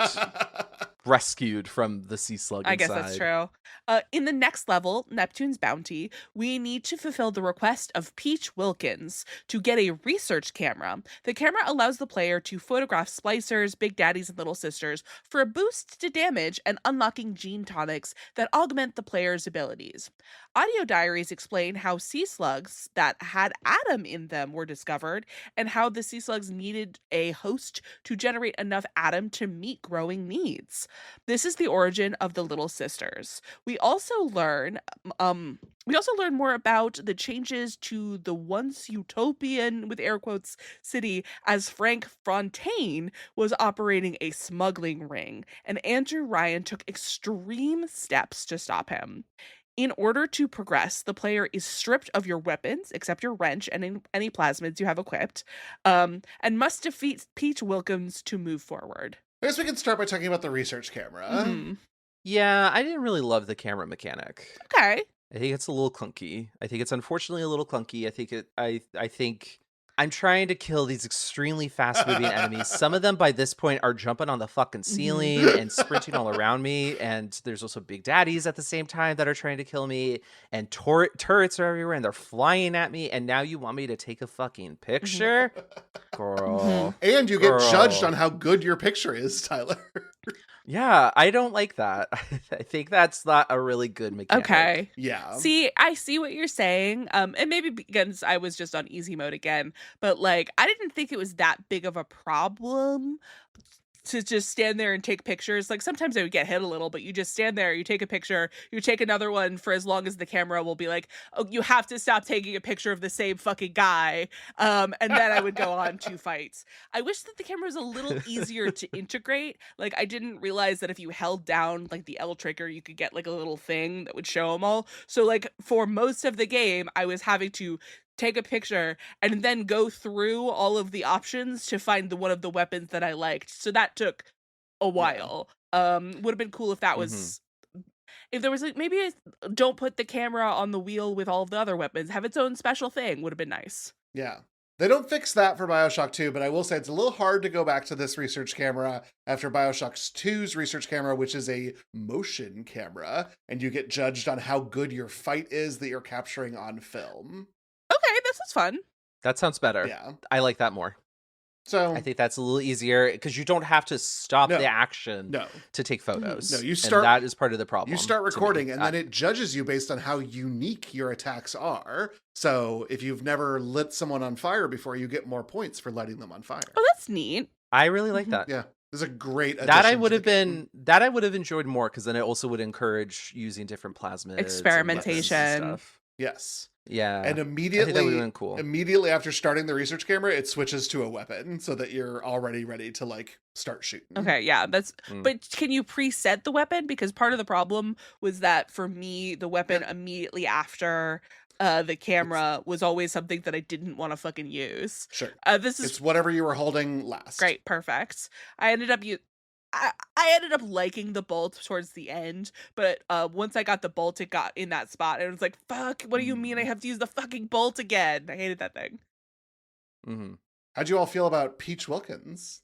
I mean, He paranoid. yeah, for real. Well, he is. for good reason. I feel like we learned later, but like It's hard for me to say because I think Peach Wilkins after Steinman is such a huge character that I think Peach gets a little undersold. Agreed. Like there's a little bit of short shrift there for Peach, even though I do think very interesting. The paranoia is great because that also is kind of foretelling like, oh, things are more complicated, even more than you thought they were. There are more powers at play here than just Andrew Ryan.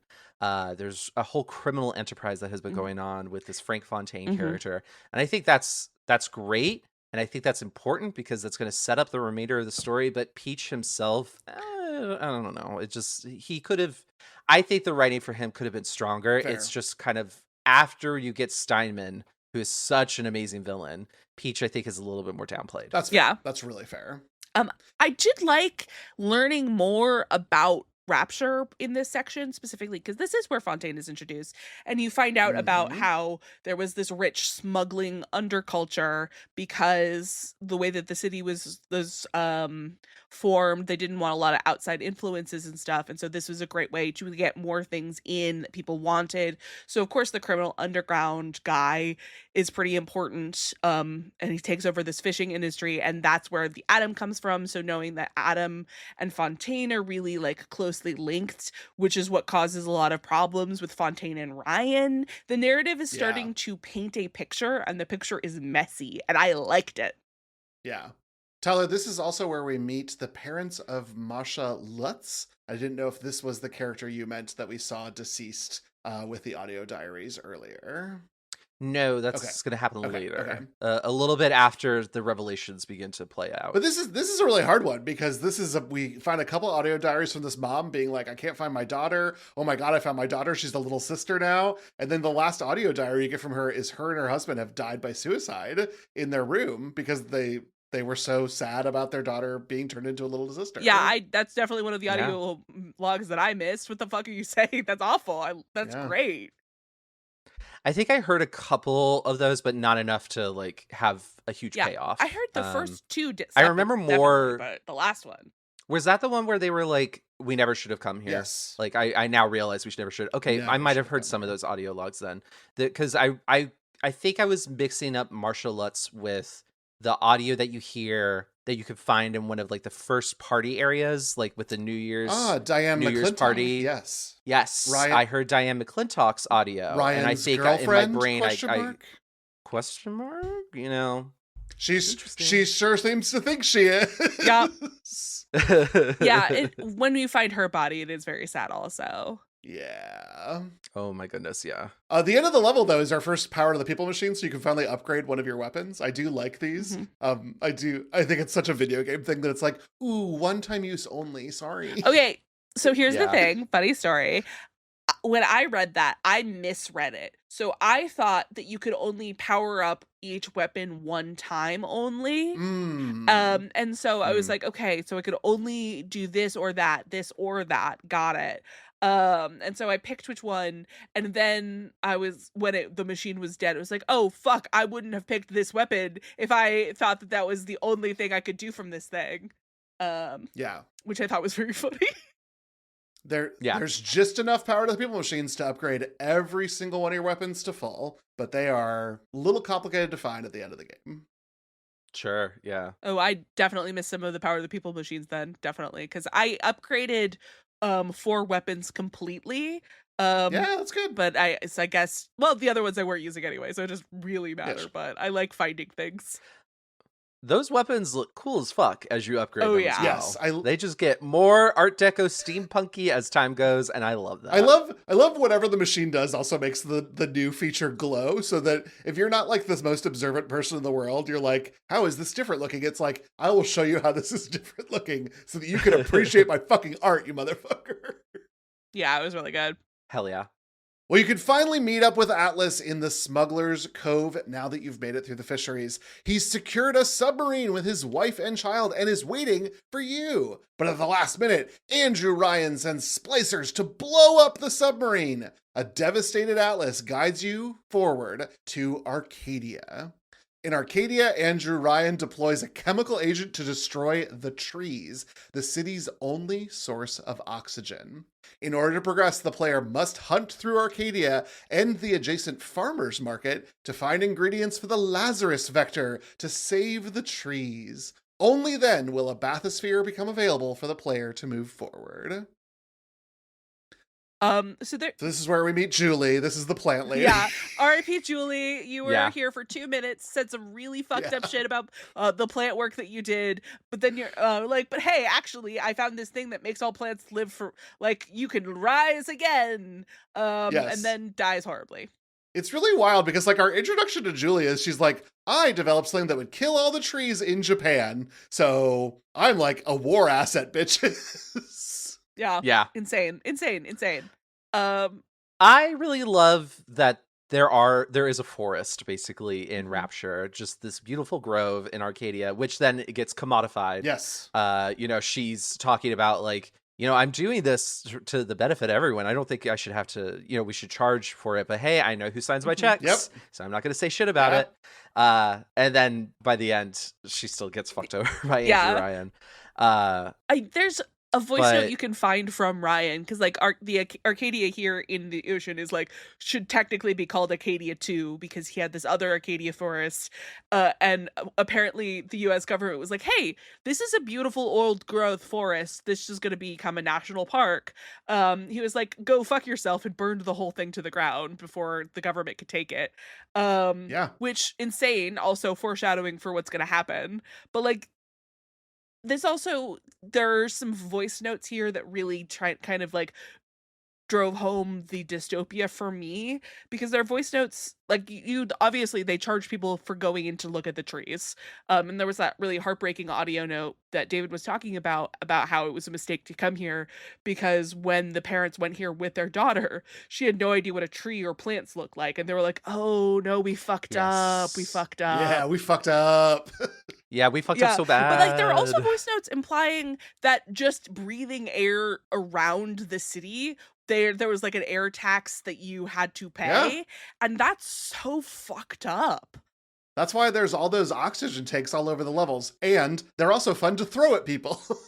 Like, it's one of those things where, like, a gameplay thing, we need an oxygen tank you can throw at something to blow up, also works as a gameplay, or sorry, like a narrative thing in which the only way to get oxygen up to the medical pavilion is to buy it from down here. Yeah, and that's Mhm. that's fucked. That's real fucked that they did that. That's fucked. Yeah. In one of the Mothership games that I played, there's a city that you could go to, a space station, and the further down you go, the less oxygen is available because you have to pay your oxygen tax, and if you don't, you get sat down to the choke, which is literally a place where people are being slowly air starved to Ooh, death shit. because they don't get enough oxygen. Wow. That's in A Pound of Flesh, which is an expansion book for Mothership. We'll probably talk about it someday. I do love A Pound of Flesh. Who doesn't? I want Julie's dying action is to write the door code on the window, and I was like, "You poor thing." Yeah, we can hack that, sweet girl. Give me another message. It's yeah. okay. Oh, but it was so. I thought it was It so was pretty horrifying. like visually Yeah. It's cool. pretty horrifying. It is horrifying, but visually, that's such like a cool thing to do because it's also she's doing it from her side. So at first the numbers are Mhm. reversed, Yeah. and then you go around the other side, and it's like, oh, and now she's And now she's She's dead. dead. R.I.P. baby girl. But she left She's dead. She left the chemical thrower for us, which no one's favorite weapon, but you no longer need Incinerate, Electrobolt, or Winter Blast as plasmids, because as long as you've got enough ammo, this will do all of them. Mm-hmm. Yeah. Mm. Which means I was just constantly picking up liquid nitrogen because I never used it because I knew it would shatter things. Can we talk about my favorite plasmid in the whole game? Let's do it, Marilee, because I Let's think do I it. share this with you. Bees be upon Yeah, me! me I too. love the bees plasmid. I was constantly being like, great, there's a lot of people. Let me just throw some bees and then I'll try and figure out where people are. Mm-hmm. Yep. Because helpfully, when someone was swarmed, they would get a circle of yellow lights around them. So it's like, oh, there they are. And also, apparently, a high level of bee allergies in Rapture. Yes, they take more damage when they're being swarmed, and the bees hurt them as they're being stung. My philosophy playing Bioshock, Apis. Always play insect swarm. Always. Yeah, sometimes you'll accidentally aggro a big daddy. Oops. But every time I had enough Eve, just throw bees. Just throw some bees around. Yeah, just real quick. I remember that was a big thing in the lead up to the game's release as well. Was a lot of people talking about like you could just throw bees Just at throw people. You could summon a swarm of bees. Bee. And then of course part of the body horror is when you're looking at Jack's hand. Whoa. Oh, it's grody. It's cool. It's bad. It's cool. Yeah, it's cool, but it's like ew, just a whole bunch of bee stings Yeah. and shit. And it's like I gotta imagine, like, is he feeling that pain? Like, what is happening to this guy? Who knows? No. That's why they're all fucked Yeah, up, who Tyler. knows? That's why they're all fucked up. Yeah, Um, but not us for some some reason. reason. Wonder why. for some reason. Mm. I do have to say, this is also where we meet Houdini splicers. So these are splicers that can teleport Mhm. and shoot fire at you. Yeah, I didn't like that. They were scary. Yeah. The way they just disappear. Yeah. And that's also Yeah. annoying. But you know what? Summon bees. I did not find them scary. I did find them deeply frustrating because at least initially I'm like, I'm trying to take your fucking picture. Where are you? Fuck. That's funny. Another reason I did not like the camera mechanic. Yeah, but one of the most critical for you to take pictures of, because upon the second research level, you get natural camouflage, maybe the best gene tonic of the game. Whereas if you stand still, you just become invisible as long as no one has already seen you. Yeah, it's fantastic. David, can I just point out that like you misspoke like a tiny bit and said camouflage, which I think is kind of perfect for Bioshock. Perfect. Keep it in. David, keep it in. Yeah. David, keep that in. Camouflage. Why was there a chameleon? It should have been called camouflage on purpose. Let's go. Perfect. Yeah. I love natural camouflage. I think it is one of the most broken parts of the game. Yep. It was good. I love that one. Oh yeah. But if Oh, yeah. you want to like really enjoy Rapture the way it sounds like Marilee wanted to, you need it, because if you can be not seen by splicers, you will hear some like deep dialogue from them. You can run out their dialogue trees that they'll say sort of when they're not in conflict, because they all talk to themselves and they have a set number of things that they'll say if they're not in battle. I did not do that. Sounds like I should have though. You would enjoy it. I mean, it's not sane discussion, but you know, it's I fun. like learning more. I mean, you certainly can learn more of what it is like to be a Mhm. splicer Yes. by listening to their dialogue, and it's not good. But bees. Bees. I think one of my other bees, one of my my other God. favorite one of my other favorite audio diaries here, and it's like not a required one, but it's like as soon as you get it, it starts playing because it tells you how to find distilled water, and it's this guy being like, "This motherfucker's adding water to his wine," but like he says, "It could be worse. I could be adding seawater." So like, calm down. Yeah, it really just goes to show that Rapture always was a nightmare, actually. Thank you. Yeah, Yeah, libertarian dystopia. Truly. I mean, fuck that shit. really. You know, God, it's such a pretty place, but it's so horrible, and it would truly have been so awful for people like us to live in Rapture. That's true. But fuck Atlas Shrugged. Yeah. Ayn Rand can burn in hell. All right, so moving on, however, Atlas, the character, not Atlas Shrugged, promises that it is a straight shot to Andrew Ryan, but you're interrupted by Sandra Cohen, who takes over your radio frequency and recruits you to complete his masterpiece of art by photographing the corpses of his disciples all across the new location of Fort Frolic. Audio diaries and ghost visions in this level tell of Andrew Ryan's mistress giving up a baby to Dr. Tenenbaum and Dr. Suchong. We also learn more about Sander Cohen and his extreme views on art. Upon completing the quadtic, Sander Cohen arrives to congratulate the player and open the way forward to Ryan. I love Fort Frolic. It is the perfect level of Bioshock. I love that if you break a window, the security is activated, and I can just natural camouflage over in the side and wait for it to go away, throw a security bullseye at a spider slicer and be like, good luck, girl. Like, they coming at you. Yeah, I also really loved Fort Frolic, but this also had like a scare that legitimately got me. This is like the scariest part of the game to me. Can I paint you a word picture? Can I tell you the story of my experience here? Let's Go do it. for it. So I enter Fort Frolic. I know I have to go up the stairs and into the theater in order to like start the real progress with this guy, this mad artist person who I immediately know exactly everything about. And so instead of doing that like an insane person, I explore around the entire first floor, and I keep seeing these statue people things that are clearly a person covered in stuff. But like they've been killed and frozen in whatever forms of the statue, and they're all over the place in these really interesting like poses. And so Yeah. I think to myself, oh, okay, so those are going to be really important moving forward. I'm thinking specifically, like, because we have a camera and this guy's an artist, probably I'm going to have to like take a picture of each of the statues that he's got. Or maybe it's like a Plato's Cave allegory because there's such dramatic lighting on them. I'm not supposed to take a picture of the guys, but like the shadow they cast or something along those lines. I go along, eventually I meet the guy, and it turns out I don't have to do any of that bullshit. That was just me being insane. I just need to find these guys and kill them and take a picture of the roasted corpse. Fine, whatever. I go, I do the level, I'm looking at the map before I leave, and I see there's this whole area that I didn't actually enter. So I think, oh fuck, and I go backtrack and I try and find it. And you have to go through this area where there are a lot of statues that are all in a row doing this thing. By this point, it's been a couple hours. This is just noise to me. This is just the wall. Like this is how the level works. I enter the secret area. There's one more statue who is sitting facing a corner in a chair. And I think, oh, that's creepy, weird. I don't know why he would do that one. Find the thing, find the hidden power machine, turn around, she's right behind me. Oh fuck, it's alive. Fuck. Yeah. I kill this person. As I'm walking towards, I then vividly remember, oh fuck.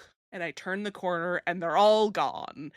Yep. And I think to myself, What have you done? What have you done, Marilee? it was so scary. But specifically turning around and the one that was in the corner isn't anymore. And then realizing that it's not just her, it's all of them who are now enemies.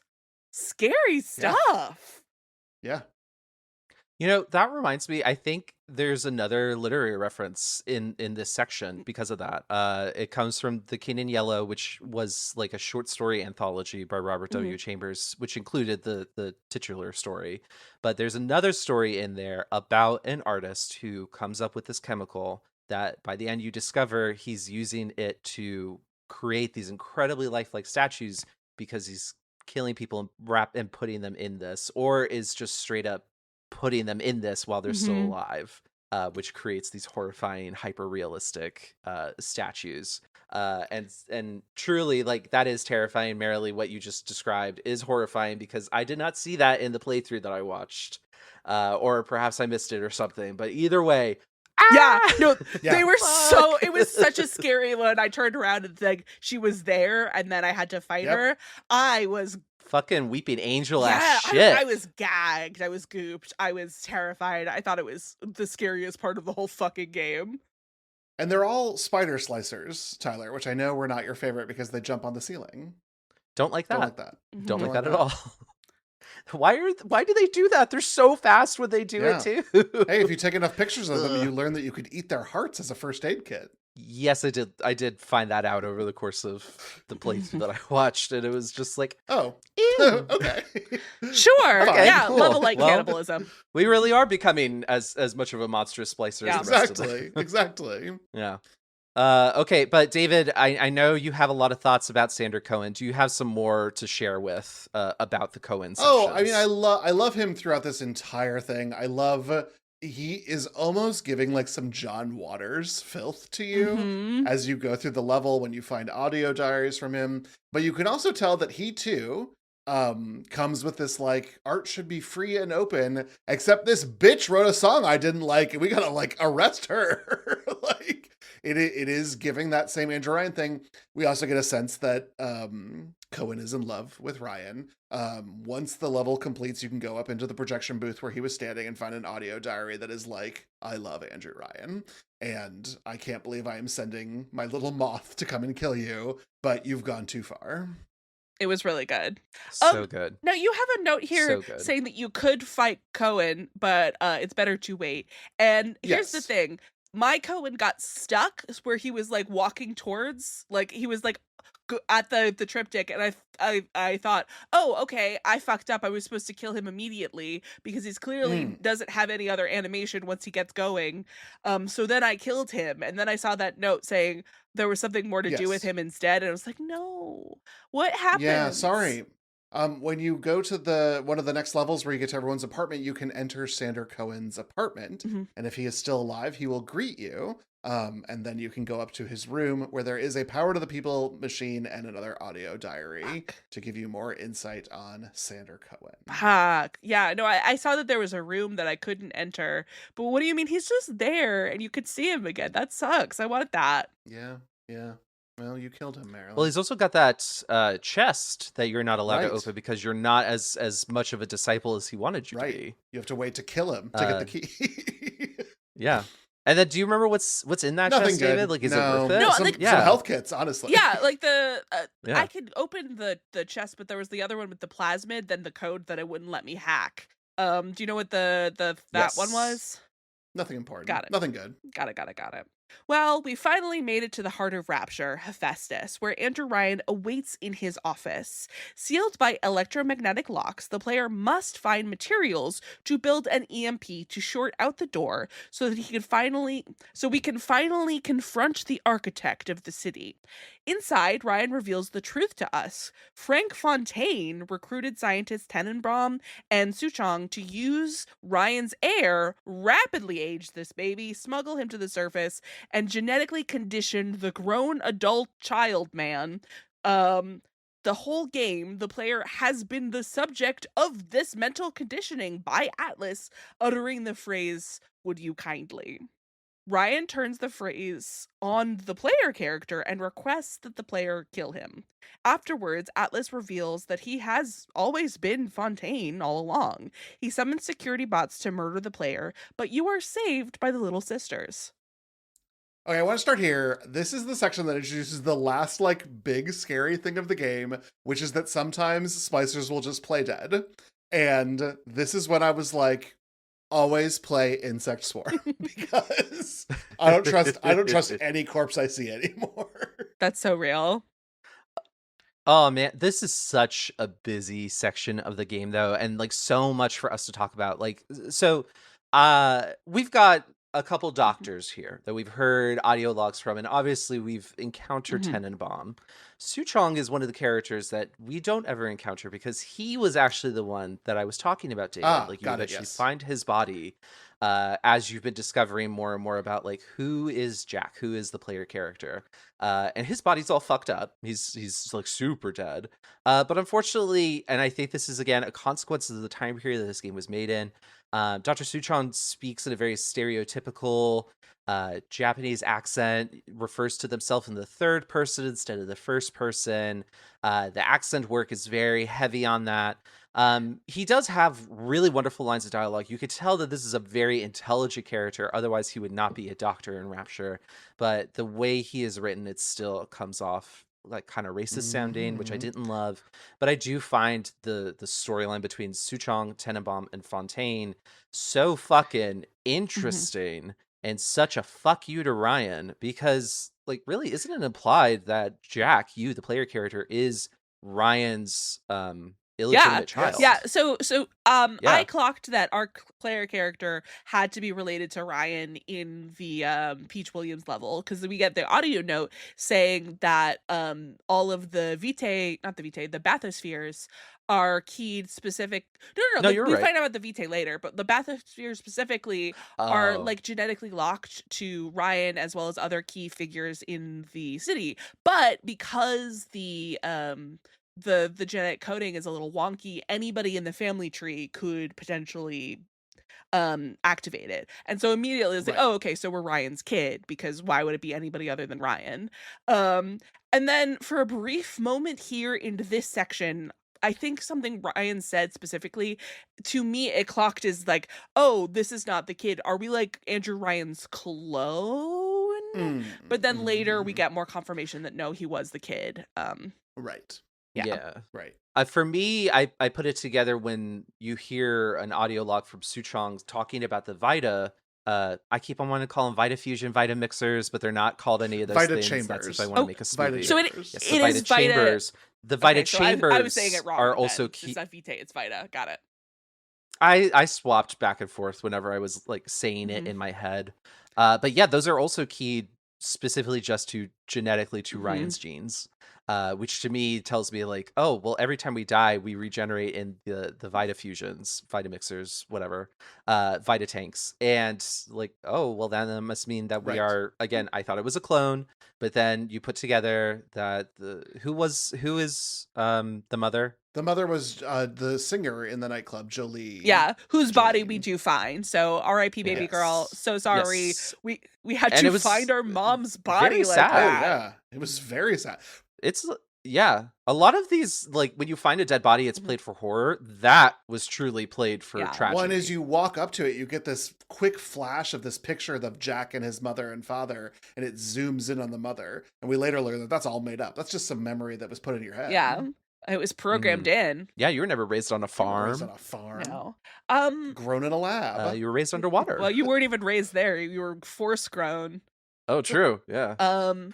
Can we talk about The would you yeah. kindly? I want to get to your thing real quick, but the would you kindly, I think, is probably one of the biggest twists of video games. Yeah. And so I really want to talk about that, because this basically takes the central conceit of, as a video game character, you do whatever is told to you, and this totally flips that on its Yep. head. And that is probably the biggest shift that you could do in a video game discussing Yeah. the medium.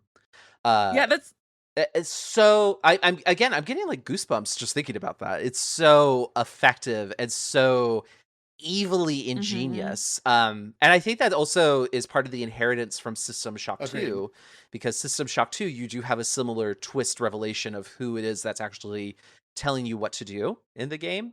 And in this case, we have that in spades. And I think the would you kindly twist behind that is probably one of the best Yeah. twists of video yeah, games. that ruled. I was wondering, when did y'all get suspicious of Atlas? Was it here, or did you suspect anything? I was never suspicious of Atlas until the end. Okay. See, Me I mean, neither. until this point. Sorry, not the Yeah, end. He's Yeah, Frank yeah. Fontaine from here on out. I got Yeah. his And he's a yeah, bastard. He's the fucking worst. I walked into the game, and when I saw this guy's name, especially because I know that this is a game where the person who created it read Atlas Shrugged and was like, "Oh, hey, this fucking sucks," and made a game about it. So seeing the last name Atlas, I was immediately suspicious of them, because I know that association, right? And then when he was like, "Just kill the little sisters," that was immediately, it was like, "Oh, okay, so this guy really is shit." So I was not expecting him to be Fontaine. And R.I.P. Peach Williams, you were correct the whole time. We were working for Fontaine. We just didn't realize it.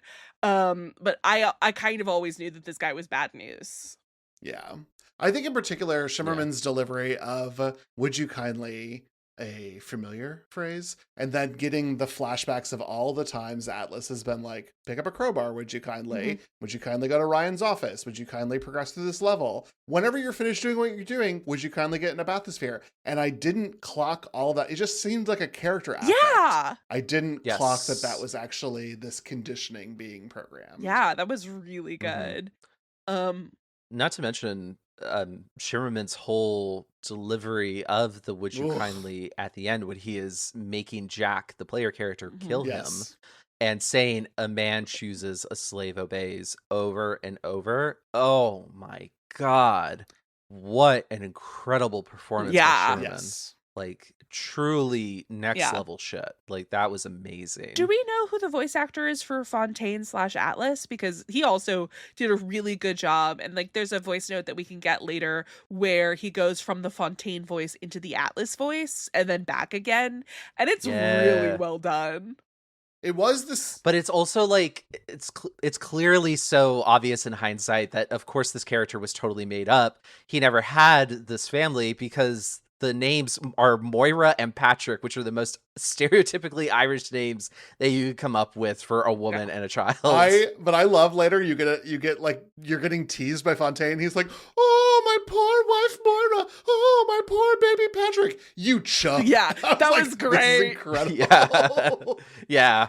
His name is Greg Baldwin. He is a prolific voice actor. He's been on everything. Like he does Lego Star Wars. He's done lots of video games. He was in Legend of Korra. He is the video game voice of Uncle Iroh. So like, you know, we love Uncle Iroh.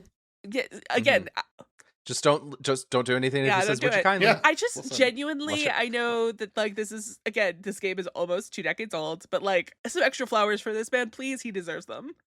Yeah. Truly, yeah. I think that's again, that's like one of the reasons why this game was hailed as like this is truly art. Video games are art. Look at Bioshock because these performances are so fucking stunning. Like we've had good performances by this point, and I would say also great performances in many video games up to this point. But I think this was the first time that it became more broadly accepted. Like, wow, this is like movie quality. And I think that is what got the gears turning in people's heads. I also think one of my favorite little side stories that we get in an audio diary is Anya Andersdotter, and she's one of the corpses that is hanging up in Ryan's like Hall of Shame. Yeah. And this is the woman who designed Lady's shoes and became an assassin. And ultimately, what I like about Anya's story is she gets turned in by another person trying to overthrow Andrew Ryan, who thinks that she is working for Andrew Ryan. And it shows this sort of paranoia, the Peach Wilkins to the 10th degree that has infected all of these people. Yeah. Mm-hmm. And a big part of that is that Fontaine is such a megalomaniacal character and truly is a con man out for Oh, himself. Like Andrew Ryan, for all of his sins, and he has so many, he's upfront with you about how he feels about you. And Fontaine is out here with deception. He can do all these different voices. He talks about that he pretended to be an Asian person for like an entire year once. And like one wonders how he got to Rapture, except he bluffed his way in, or conned his way in. And Tenenbaum at one point says like the only thing another con man fears is being conned.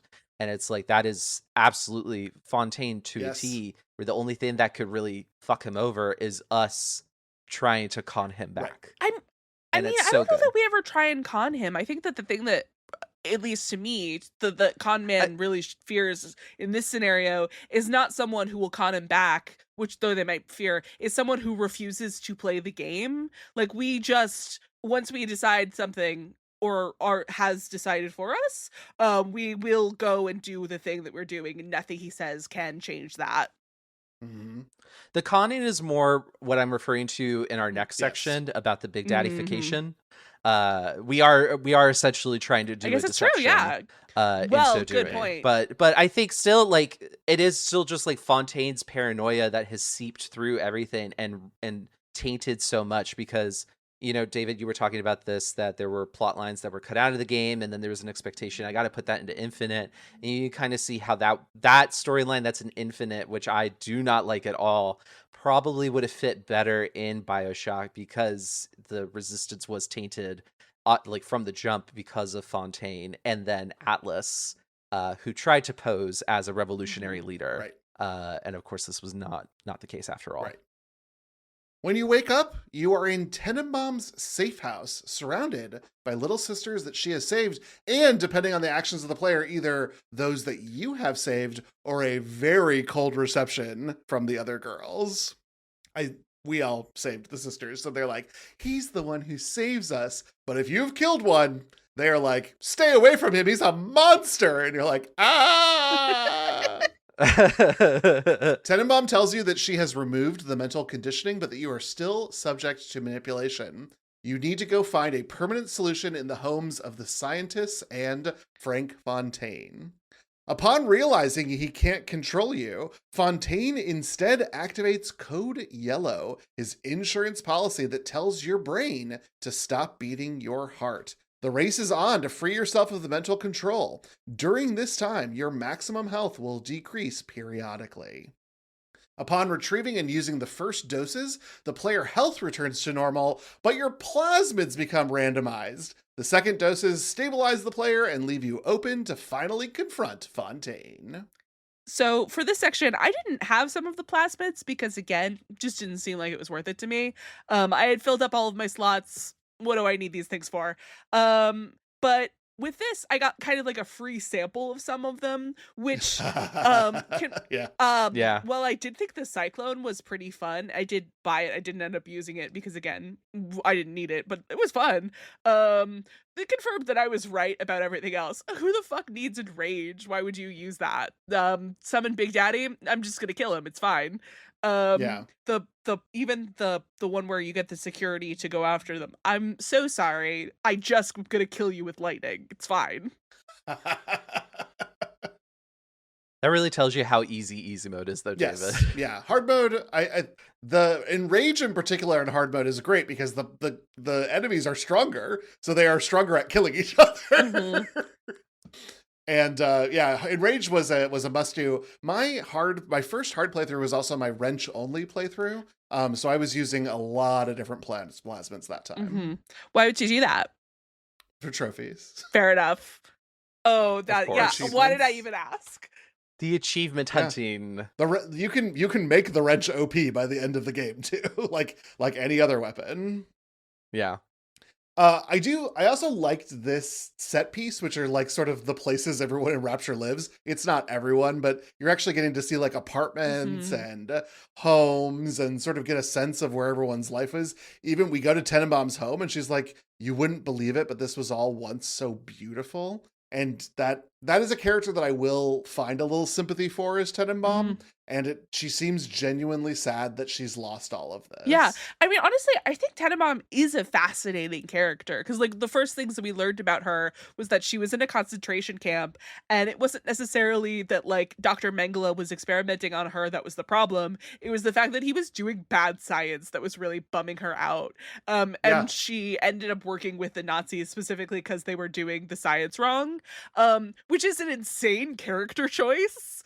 And then as you learn more and more about her, she like started working with Adam and like created the Little Sisters, realized, oh fuck, this is a bad thing that I've done and I have regrets now. And then awakens a maternal instinct, and she's so interesting. I like her very much. Yeah. Yeah, I agree. I think she's very fascinating. There's more of her in Bioshock 2, Yes. right, and she David? has a character model, so you actually get to see a 3D Tenenbaum. Ooh. Yeah, she's not just pacing around in a room. Not that you just can't her enter. No. silhouetted from But the she light. is smoking, and that's hot. So, we got to give her her due here. It was the 60s, everybody's That's true. smoking. Call me when she's smoking 12 cartons at once. That's it. Keep up with me, Bridget. Yeah. Like, let's try me. Yeah.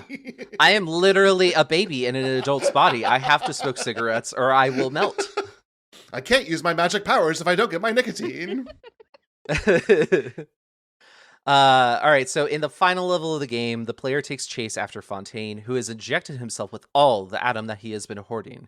He escapes into an area designed to train Big Daddies, so the player must don a diving suit, modify their vocal cords, and apply pheromones to gain access. All the while Tenenbaum saying, "You're disgusting, but you have to do this, you disgusting." Yeah, She really is negging you this whole time. Yeah. Ew. I'm so sorry you have to be stinky. So stinky.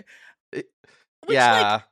Nothing about like the whole like, sorry you sound like a whale now. Yeah. Like, okay, it's fine. The player character didn't need And, like- those vocal cords anyway. It's not like he was using them. Maybe he never learned. That's right. how to- Maybe how he to doesn't speak. know. He's 1 year He old. literally I don't- only knows how to grunt when he's in pain. Yeah. That's the only noise we've heard. Yeah. I just don't think it's that big of a deal. Like, the pheromones will wash off. It's just a perfume, but like, it's fine. It's fine. It's fine. So after an escort mission where you must guide and protect a little sister against attacking splicers, you are given one of the little sister's syringes and are ready to confront Fontaine. The final boss battle has the player using the syringe to drain Fontaine's atom in between waves of disabling him. Once successful, Fontaine is swarmed by little sisters who finish the job. It's really cool. That Bioshock did it before weapons did. That's bitch. right. That's right. So the final scene depends on whether or not the player harvested any little sisters. If you saved every little sister you dealt with, Tenenbaum tells you about how they grew to think of you as a family and shows the player on his deathbed surrounded by loved ones. It's very sweet. On the other hand, if you harvested even one little sister, the ending shows you becoming a tyrannical leader of the city and emerging to the surface with a nuclear weapon. Uh-oh. Uh-oh. I like that the games that follow this made a big deal out of it doesn't matter which way you went. You can still keep enjoying this story until finally the Bioshock Infinite DLC that puts you in Rapture in its heyday was like, no. Jack saved the little sisters, and it's an important plot point to the DLC. Interesting. Which I love. It's like a very love important plot point to the DLC. That is also where you can watch Suchong be killed, Tyler, should you ever desire to. Oh, okay. Well, I don't, but that's good to know. Didn't the Bioshock Infinite, and maybe this is wrong, and feel free to cut this, but didn't the DLC, wasn't that like a really important moment in indie animation online, specifically because so many people wanted to have animated sex with the main character of that DLC that they created like really important animation tools? I mean, Elizabeth was a focus for players from the base game, not even the DLC. Yeah. Elizabeth sadly misused. R.I.P. baby girl. Yeah, from the very first trailer, I would even say for Bioshock Infinite, which I remember watching many, many times over because it was such a good trailer. People were just like, I gotta bang the video game girl. Yeah. I gotta do it. Belle from Beauty and the Beast. Calm down, everyone. She's just Belle with big eyes. We've had Belle for years. Yeah. It's fine. We have Elizabeth at home, and then it's just Belle from Beauty and the Beast. Upgrade, in my opinion. And that's. Well, in that case, it's just like, get out of the way, Bill. I'm all about that beast. That's true. Can I just say, I do love the idea that Fontaine is berating you and saying, you think that you're so free, you're still taking orders from someone. And it's like, no, idiot, I'm helping her, but I am losing my humanity in doing so. So I guess you're not totally wrong. Tenenbaum's like, put this helmet on, motherfucker. And you're like, yes, ma'am. Yes, ma'am. Go put your vocal cords in the blender. Yeah. Yes, again, ma'am. The vocal cords is the only permanent thing. You can take off the rest of the suit. It's fine. And you didn't need them. I'm just imagining, though, this guy lives out the rest of his days and like he has to go to the bank. Oh, a deposit shirt? Thank you. Do you have more than $500? We can't accept that. Yet another incredible episode for Tyler vocal work, by the way. Yeah. Thank you. Can I tell you another funny story from me playing through this game? Of course. There is an audio note at one point where Suchong is talking about the development of like the big daddies and how expensive they are and yada yada yada. And then he says, but it's fine. We don't need these extra weapons. But here's the location in case you need to get yourself some ammo. But we don't need all of these things. Just gonna put them in storage because once we have a big daddy, nobody's gonna mess with you. And I alone at midnight yesterday playing this video game said to myself and no one else, except for me, the bigger daddy. You're the biggest daddy, apparently.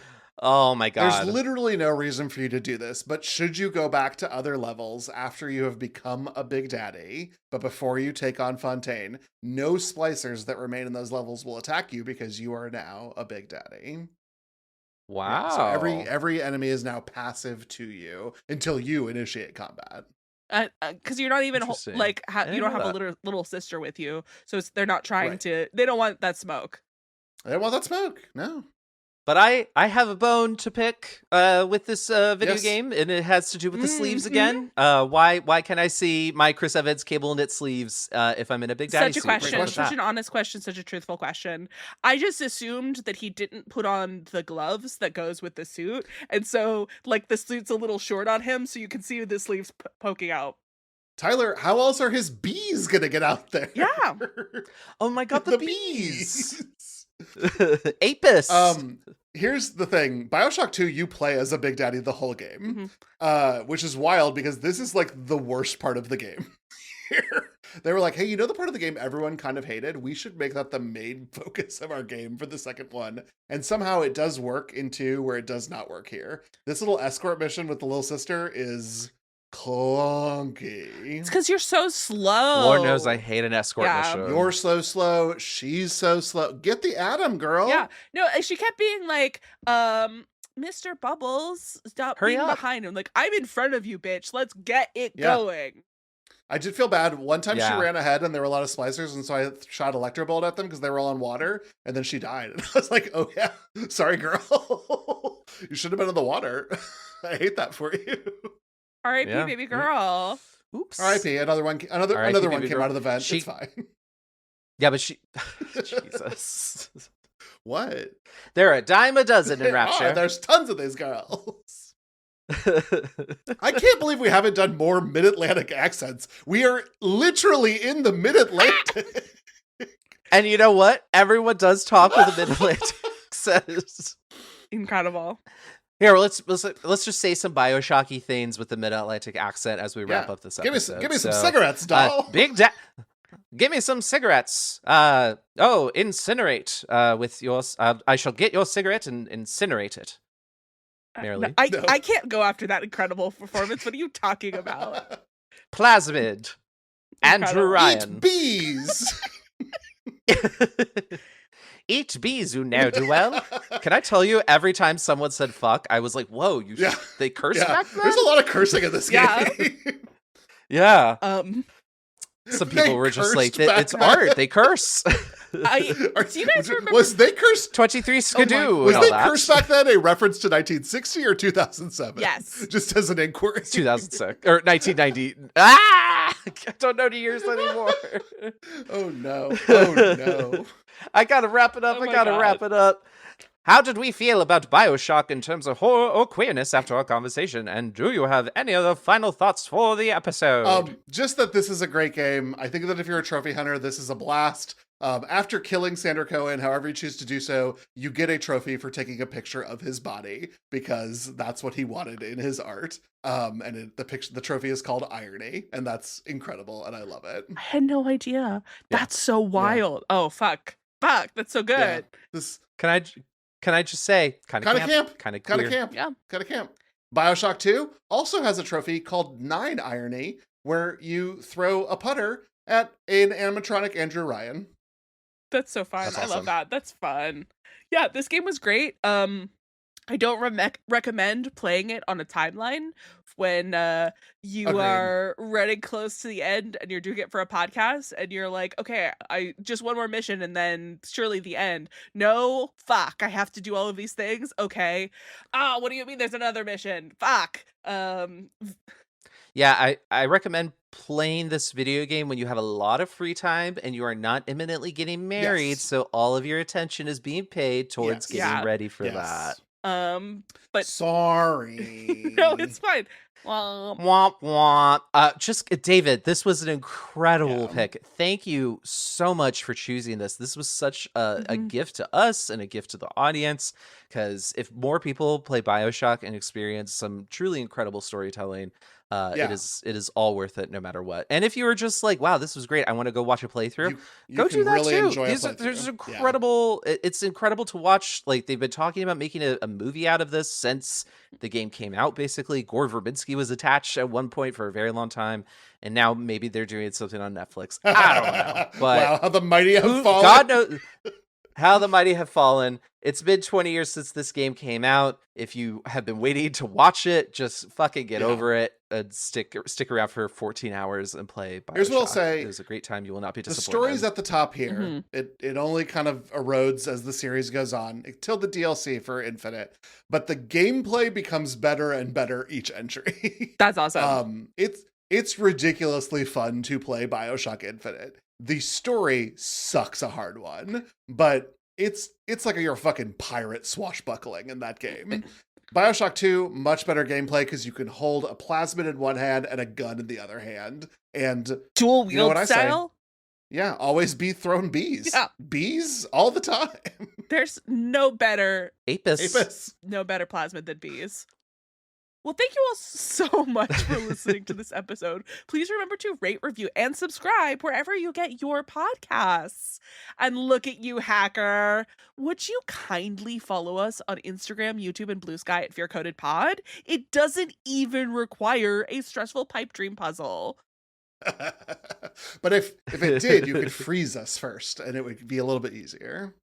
Listen to us at 0.25 speed, and then you'll get through the God. pod. It'll take longer to get through the pod, but you'll be able to do more during it. Nobody tell me you listen to this podcast at 0.25 speed. I will lose my mind. Of course, if you want to support the podcast, you can join the bats in our belfry and subscribe to our Patreon at patreon.com/fearcodedpodcast. You can show your appreciation at one of 3 levels. Early and ad-free episodes are available as low as $1 a month, and there is accompanying bonus content starting at the $3 level. Last year, we told you that we knew what you did last summer by covering the original film, I Know What You Did Last Summer. This time, we're covering the 2025 remake of this film of the same name. Legacy sequel? See, we know what you did. Question we know mark? we know what you did last summer, and therefore we kind of have to watch this because we know what you did last summer. Yeah. Therefore, we have to watch I Know What You Did Last Summer this summer. This summer. Yeah. So it's our anniversary watch of it. I Know What You Did Last Summer. Eventually, we'll run out of these, but so far, we're solid. And you know what? Last night, I saw a Family Guy episode, against my will, that was basically a pastiche of I Know What You Did Last Summer. Perfect. We can do that in 2029. I can't wait to make There we David go. watch the second one, which we're skipping directly to the Legacy requel. But like the second one genuinely is such a time. David's gonna hate it. I can't wait. Oh boy. Well, Fear Coded is a proud part of the Glitterjaw Queer Podcast Collective. If you'd like to listen to more queer media podcasts, check out the full roster of shows at glitterjaw.com. And join us next time for Marilee's pick as we continue to talk about favorites with a throwback to our Hear Me Out episode. Marilee is bringing us The Last Unicorn. But for now, Yeah, if you have no idea why we're told you we're covering gonna do a children's these. animated movie that's not technically a horror film, please listen to technically our Patreon bonus episode where I pitched it and we agreed. We're doing it. Yay! we're doing them. We're going to do all of them by the end of the year. But for now, we will simply say goodbye. Bye. Beyond the sea, somewhere waiting for me. My lover stands on golden sands and watches the ships that go sailing somewhere. Sorry, I'm having a hard time. I've taken a lot of photos of my cats, so I'm trying to find the one that I'm looking for is actually a little harder than you would think it would be. If I could fly like birds on high, then straight to her arms I'd go sailing. It's far beyond the star, it's near beyond the moon. I know beyond a doubt my heart will lead me there soon. I'm Sander fucking Cohen!